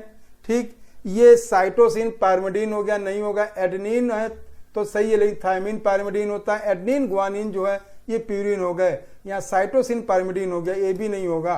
तो 197 का जो उत्तर जाएगा वो तीसरा जाएगा। रेडियो आइसोटोप P32S35 का उपयोग किया था। बेटा जो है अगर हम यहाँ पे बात करते हैं तो रेडियो आइसोटोप जो है P32 और S35 का उपयोग जो है हार्से और चेस ने किया था। बेटा इसका उपयोग उन्होंने डीएनए में किया था और इसका उपयोग उन्होंने प्रोटीन में किया था जो वायरस थे, और उससे बेटा हम लोग बैक्टीरियोफेज वायरस थे और उस बैक्टीरियोफेज को हम बेटा रेडियो एक्टिव फेज भी कहते हैं।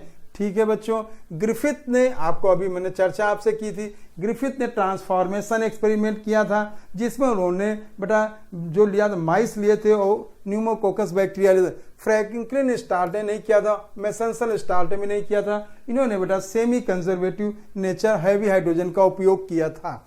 तो 198 का जो उत्तर जाएगा मेरे बच्चों वो पहला जाएगा। एक कोशिका में प्रोटीन संश्लेषण के लिए सभी तीनों आरएनए आवश्यक होते हैं। अपने कार्य के आधार पर निम्न में कौन सा गलत सुमेलित है। अगर यहाँ पे बेटा हम देखेंगे तो आरएनए जो है वो संरचनात्मक और उत्प्रेरकी होता है, बेटा राइबोसोम की संरचना बनाता है और प्रोटीन के समय पेप्टाइड बॉन्ड को बनाने के लिए जो है उत्प्रेरित करता है। ठीक, टीआरएनए अमीनो एसिड को उठाता है और जेनेटिक कोड को पढ़ता है, ये बात भी सही है। एमआरएनए संरचनात्मक और उत्प्रेरकी होता है। बेटा आप रखे एमआरएनए जो है बेटा ये टेम्पलेट का काम करता है, संरचनात्मक उत्प्रेरकी का काम नहीं करता है। तो इस जगह पे ये बात गलत हो जाएगी। एम साचा की तरह टेम्पलेट की तरह काम करता है। ठीक है बेटा, तो 199 का जो उत्तर हो जाएगा वो तीसरा हो जाएगा। स्निप्स क्या है बेटा? स्निप जो होता है एकल न्यूक्लियोटाइड पॉलीमॉर्फिज्म कहलाता है। ठीक है, और ये जो होगा समान नहीं होगा, एकल न्यूक्लियोटाइड बहुरूपता कहलाता है और वो ये लगभग 1.5 मिलियन के लगभग इनकी संख्या होती है। छोटा न्यूक्लियोटाइड नहीं, छोटा न्यूक्लियोटाइड बहुलक नहीं बेटा। तो 200 का जो उत्तर होगा बेटा ये दूसरा उत्तर जाएगा। एकल न्यूक्लियोटाइड बहुरूपता पाई जाती है।